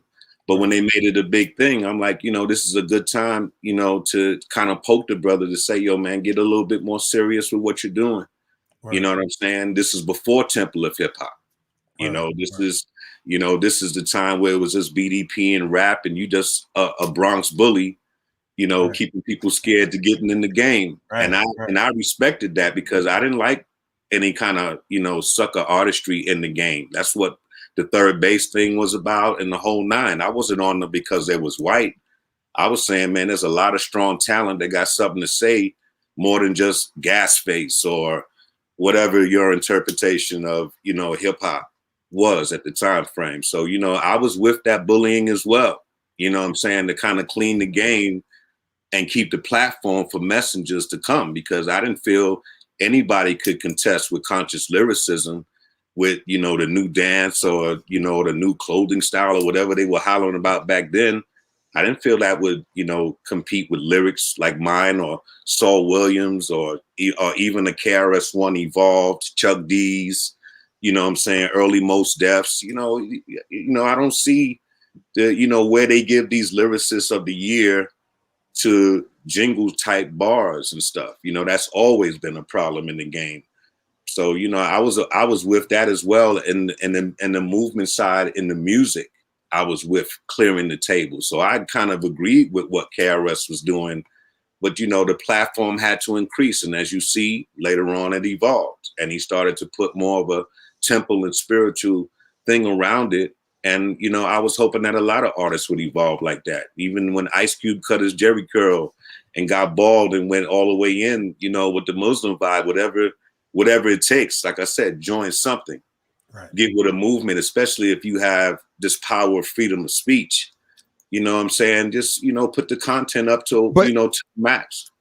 But one quick question I have, because I know you're going to be on with Renegade Culture this week for an extended, you know, more in-depth conversation, but just real quick, you know, because to that point real quick about Ice-T, he may have joined something externally or internally or personally, but his external work got worse in terms of So I wanted you just to say something, if you could, about the impact of the industry on artists like you and movements like yours trying to engage art. I should maybe put it that way.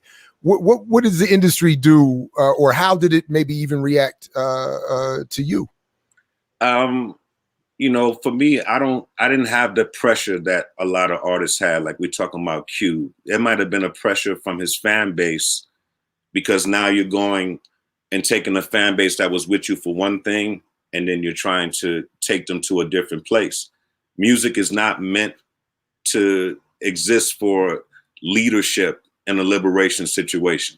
All right. Drug, sex, rock and roll, knowledge, wisdom, understanding. The two don't mix. You feel what I'm saying? So you got artists like Ice Cube, Snoop Dogg, who switched to the Snoop Lion. You know, a lot of different things were happening through the years as artists were trying to evolve. It's the pressure from the audience. And then the label will pressure you to say, yo, man, keep it simple and don't make it complex, because music is not made for the kind of conversations that we're having right now. Gavin Cato, free the land, fighting police, this and that. You know, they want something stark, you know, and outlandish so people can have drama to attach to. And if you don't have that, you're going to have that conversation, you know, like this is not working and so on and so on. And in X-Clan's case, you know, we didn't care about that. You know, you could have fired us off that label from the first album. We already touched and impacted the people. You know what I'm saying? And if we had stronger paper, I'm sure we could have built our own death row, you know, records, our own situation. You know, those things weren't in our view. But a former intelligence agency didn't send somebody, an intelligence agency didn't send one of its former employees to come and fund you to develop a death row. So that's sort of part of my point. Correct. That's correct. But you can't fund what we are, because you can't bottle consciousness. You know what I'm saying? Everything that they have right now, you can bottle it. You know, you can bottle it from the strip club. You can bottle it from, you know, whatever aspect y'all try to create from the streets. But y'all don't know nothing about the commitment to movement. Y'all never been behind that door. You know what I'm saying? So there's no way that they can bottle that and offer it to the mainstream. So, you know, I don't look for it from them. I've known from, you know, for years that you have to build your own. And that's basically why I came out to California, because if you notice, the deals were stronger coming from out here. You know what I'm saying? And the range of respect for music is stronger out here. Like the underground market, I toured for 4 years in the market under the radar out here in the suburban market that no one had a clue existed. Wow. You know, and I'm chiseling way for other intelligent artists who know how to, you know, put the funk and the lesson together, so to speak. You know what I'm saying? Who could say, yo, I have a 60 city grid that hits all the suburban outlets in the world. I may not be performing for my hood, but I'm still getting my message out. And that's what I wanted artists to start looking at, you know, start looking into other markets that will accept you. Just don't jump overseas and leave the people here in the US, you know, without a knowledge of who you are. You got to get love on your home turf. I never believed in artists coming out and just jumping overseas like overseas people are stupid or something. You know, their music respect is different, but the need for powerful content is here in the US, you know, because we're seen as, you know, pop fanatics. You know what I'm saying? So, you know, it's really on the home turf that they should be fighting instead of taking it somewhere else to become a star, and then you're imported back into the US. And I can name 50 artists who have done that, you know, because they had powerful content and wanted to be heard. You got to keep pushing. If you're not getting on a record label, go to the poetry show. If you're not getting on the poetry show, go find something else. If the power stations don't like you, go to community radio. You know what I'm saying? Where there's absolutely no judgment. And as long as you're not insulting the audience and you have something to offer, you can get as much rotation as you possibly need. You know, donate money, help the label, help the community stations build. You know, everybody throw money on YouTube and stuff right now. If concentrated circles or movements got together and said, we're going to claim 20 stations that only play uplifting material, period. So it basically defines itself, and that would be a community stance on that, not a pop station's decision or commercial agreement with someone to do a certain thing, you know? You have a couple projects coming out right now. We know you have some new music. We're gonna play one of the videos before we end the show today. But for one thing, you have a documentary that y'all have been working on. Can you talk about that? Yes, sir. The X-Clan documentary that we've been working on, it's been a number of years putting it together because it's 30 years strong, you know, front line, regardless if we're in front of the cameras or not. And the group has evolved as well. You know, we've lost 2 members of the original Horsemen where we started, the 4 members. And when I came out to the West, I expanded and added more teachers to our circle, you know, be it from martial arts, music engineering, just several things. You know, X-Clan was always a gathering of leaders at the crossroads, as we always, you know, spoke. So people come from different dimensions of thought. So, you know, why would I make it to where I would retire the group because 2 members passed? I'm supposed to expand it. You feel me? You know, the movement was, you know, Lumumba Carson's movement. And I, as an heir earning in that, I chose to make it an information alliance. So now those members help me get research on films, you know, to get research on different things that we do podcast wise. You know what I'm saying? So instead of getting out here with these rainbow rallies that they're doing now, you know, when people trying to get Black Power, you got Save the Whales, this, that, and the other, all in the same. I've never witnessed anything like that. I think this is incredible foolishness, you know, because it waters down what we're looking for. We're looking for justice. Other people are playing games with privileges. You know what I'm saying? So our projects will basically show in the X-Clan documentary, you know, when it was real deal. And, you know, behind the curtain of that, you know, behind the curtain of the music, where the intention of the writing was coming from, you know, rather than looking at what I read, look at who I'm influenced by. I got a circle of elders from every thought, you know, system in the game. What people call religions, I call thought systems.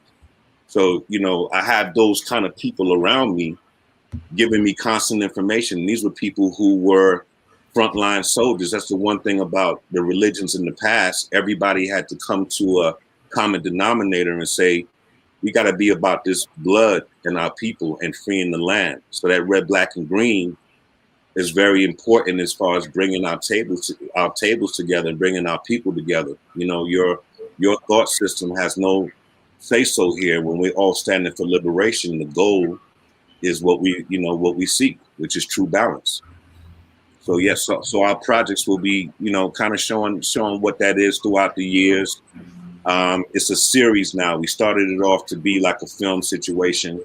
You know, everybody was hype about doing hip hop movies and stuff with the success of Tribe Called Quest and, you know, a couple other artists that were doing their thing. And I didn't choose to ride a bandwagon. You know, if I started out and I'm not a rapper, why would I go into the film world and be chasing the coattail of whatever somebody else's success was? So I knew that, you know, I had to take the time, make sure that everything was accurate and powerful and important. And then also, you know, our business is not everybody's business. You know, that's the problem that we have. We give our sciences and everything away for free now. It was stolen from us at one time. and now we give it away. So there's certain things that, you know, that were in-house that we had to balance because emotions come out when you're in front of these cameras, you know? No doubt, no doubt. Well, we want to, we have you coming on Renegade Coach on Thursday, so we want to give them everything right now. You know what I mean? They got to work for it. You know what I mean? We're not hitting with that early morning coffee. We got my man, Brother Jay. I'm going to tell y'all, man, Brother Jay is up at 6 o'clock in the morning on the West Coast right now on the RemiX morning show. You know what I mean? Yes. Man, Brother big Jay. respect to you, man. Thank you very much for doing that, man. I like, you know, this is the fanboy moment for me, man. As I had on the video on the TV, my TV stayed looking like that when I was coming up with that playing on it. I really appreciate you doing this, man. I look forward to seeing you on Renegade Culture. Great to see you, brother. Great to see you, brother. I'm honored to be here. Thank you for having me, man. No doubt. We appreciate y'all. Stay tuned. Thursday, well, actually, the show will air Friday at 9 p.m. and you'll see an extensive interview with Brother Jay from X Clan, and we're gonna have some more goodies. You know what I mean? So stick around. We appreciate you coming out, comrade. We'll talk to you soon. Yes, sir. Yes, sir. No doubt. This is the remix. Salute. Yes, sir.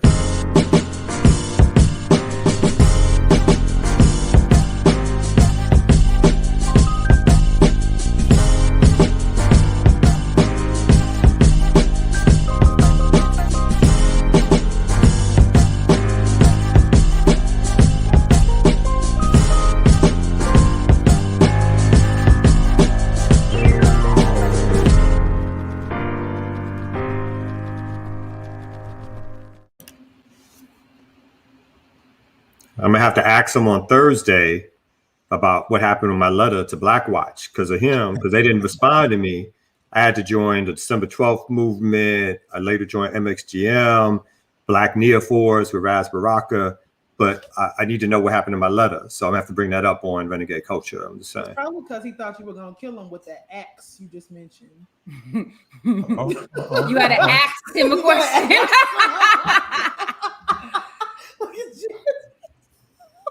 Wow. No love from the other side. Well, brother, don't be asking our guests, brother. Academics. Anyway. No doubt. We're gonna get this wrap up. It's been a heavy duty day. We had a number of different good folks come on here. Dr. CBS, Dr. Layla Brown, can you give us a wrap up of what's been happening today? Yes, absolutely. So I just want to say I appreciate Ear Doctors taking us to the samples. A Night in Tunisia is one of my favorites, so always good to have that. And also, you know, even though I was joking last week about the shenanigans and Kamal, you've been on one today. Period. It was a Kamal show today. It was. You know, your little point about Iran and the billionaires and going to the moon and space. I was with you on that one. Period. And the only thing that I have to say about the rest of Whitey on the moon is just that spaceships don't come equipped with rear view mirrors. They did. Should have Kim Brown today. You know what I mean? Bars. Period. So in terms of white feminism versus Osaka, first of all, it's Charlize. Y'all kept saying Charisse, and that was not cool. It's Charlize. She was about to come through the camera. Period. But and what I want to say about that is, like, you know, the hardest thing about business is minding your own. And so these white folks are always in everybody else's business about what it is that we're doing, and ignoring when they do the exact same things. But that tends to be how it is, whether it's cultural things like cornrows, they take them and call them boxer braids and wear them, and then all of a sudden it means something else. Any aspect of what Black people do, especially Black women, gets critiqued, appropriated, and repackaged by white folks. And so this is why we needed, right? This is the impetus for intersectional feminism, Black feminism, third world feminism, because what they got going on just did not pertain to our lived experiences and our realities. And so shut up, Megyn Kelly. How about that? Also, you know, for Dr. CBS to invoke intersectionality on the show, you know, she had. I didn't say intersectionality. I said intersectional. I said intersectional feminism. Wasn't no intersectionality. But yes, anyway, the point still holds. Yes, but on a more serious note, though, and I really appreciate the story about Evo. Mm-hmm. For those of you who didn't necessarily, or maybe did catch our segment on Renegade Culture, one of the things that we were talking about was the sort of historical underfunding of Southcom, and thinking about this particular moment in relationship to that, right? What it means to, continue to sort of red bait, pull out the left, right? I think the number was something like 80,000 people were killed over the course of that operation in order to try to destroy left dissidents.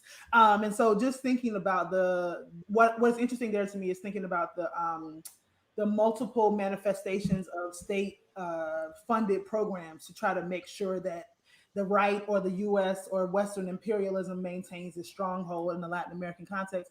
And I have to say, on Evo in particular, I really appreciate the way he has taken up his post-presidential position, because he's really out here in these streets, and he's he really is. So.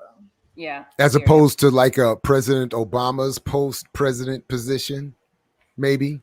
But U.S. empire is secure in his mind, so he don't have to do that. He can just be on the golf course.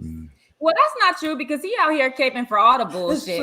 Period. So he's that's really what I meant. That's right. Different bag, right? He like Scrooge McDuck diving into the coins and shit, but he's still around anyway. So speaking of coins and Scrooge McDuck, so in terms of like the cryptocurrency and the crypto colonialists, essentially, I like what Kamal had to say about, is this really about a digital divide? I feel like we always sort of bury the lead. This is about resource distribution and redistribution, period, right? And like that, the way that cryptocurrency is being pushed is as if it has this redistributive function.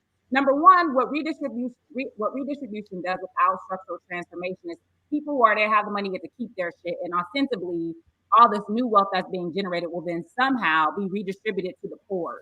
You know that that's not how this works. And it has nothing to do with the digital divide or whether or not people have access to technology. It has everything to do with the fact that any accumulation, irrespective of what it is, whether it's in material currency, cryptocurrency, whatever, is always going to redound to the people who have power. It's always going to be redound to those who have the monopoly on force and violence, and who dictate and determine international relations. And so it's a very disingenuous conversation all around.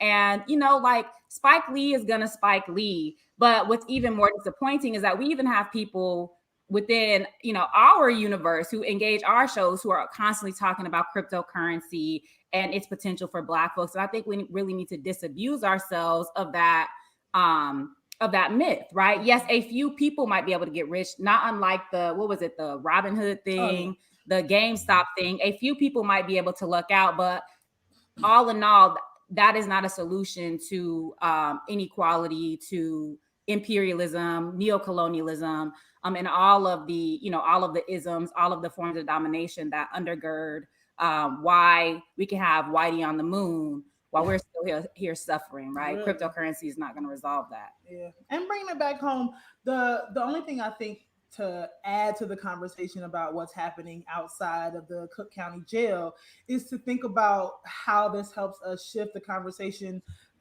exclusively from a sort of Black on Black crime narrative to what types of institutional structures are in place that are making these types of things happen, right? I think Kalanji asked that question. I mean, how do people know? How do folks know when people are getting out of jail?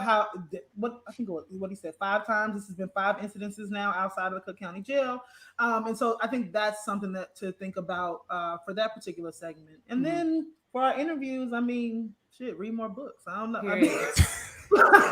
Books and shit. But I mean, one more thing about the Chicago rapper incident. If there was any question at this point about whether the police, law enforcement, or jails are to our benefit or are to protect the public, we know that this is absolutely not the case. They are only there to be weaponized against us being Black people, oppressed and poor people in general. Like, these are not our friends. And so whether we're talking about abolition or community control or whatever, it's not just the police, it's all of these institutions and apparatuses that sustain this type of carceral violence. So that's it. Right on. It is. And books and shit. Okay, come you on. muted, Kamal. Probably a good thing. I said I got 5. What 5? I got 5 on it right away. More books. Okay, that's what it is. That's what it is. Hey man, well, we definitely want to thank all the remixes and BPM for coming out this morning on the Remix Morning Show. Those shirts with Dr. CBS and Layla Brown have on, Dr. Layla Brown, the Kamal Franklin shirt, not the one Jared has on. Not the pinky. Not the pinky. Not the pinky Tuscadero. These shirts will be available. Boss today. The rest of us just looking like the workers. Yeah, we just look like we work for him. You know what I mean? He said, well. If that's how you feel. Yeah, I'm a runaway slave, man. I'm good. Bezos of BPM.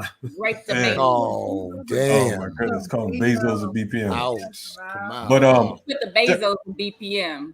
definitely shout out to Dr. Horne and my man, Brother Jay from X Clan for stopping through today. We're gonna end this segment today with a video from Brother Jay. Some new stuff or whatever. The ear doctor gonna put that on in a minute. You know what I mean? Stay tuned tomorrow. We will be splitting these episodes up too. You can get the interview with Dr. Horne and the interview with Brother Jay separately. You know what I mean? So look out for that. Also, be tuned into our website, which is blackpowermedia.org. It's growing, blackpowermedia.org. Say in about another week or so, we'll have a forum up. Also, the store will be up soon, so you can cop these nice shirts that we have. And you know what it is. So, ear doctor, take us out with the fader, my man. Culture. All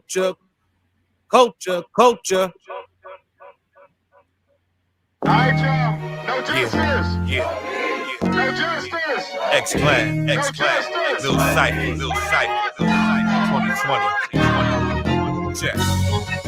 Satan's agenda and all its splendor. Human lives source in the chemical blender. I'm armed like the winter soldier, untainted. OG-7, the liberational agent. Rolling deep cover, exposing a deep devil. No wager can quell the diabolical levels. Eternal rat race with man-made hurdles. Soldiers feminized, off point, non-fertile. The whiz follow suit and try to fill our boots. We chase our own tails, defying the one truth. Nature speaks once, inevitable reality. Front if you want, but the guard set the font. And I'm living out the script, words bond off my lips. As expression from my vessel, I'm the captain of the ship. As I did time, the missing ensign. Devo, demon bully, no slack every time. Naga counter tilting, radiation melting away. Run to your horn and it's saying obey. Son, you thought you were in Spain, curfews and barricades turn south to lemonade. Worthless citizen, used up in time paid. Worthless like bodegas, feeding poison to the hoods doing worldwide plagues. Smoke rhymes and goodies, 10 forms of Kool-Aid. Dumbing out our children and altering DNA, just wicked and enslaved. You got to go back to 1776, birth the page and everything they made. Descendants of Cain, running from the sun, you inherited shade. I'm God made, I'm mankind. The intro to your paperwork is played, and man, it's about time. Babylon living out the snake's desire. Ashes to dust, describe your empire like that. Religion, art, science, government, writing, mathematics, astrology, philosophy, inventions, culture, speech techniques, raping of a people, subjecting blackness to an inhumane system, changing of facts, disgracing a nation, production of the white kryptonite, trespassing on most sacred ground, the hardship of hundreds of years. By the way, Van Glorious, this is protected by the red, the black, and the green. The key says he.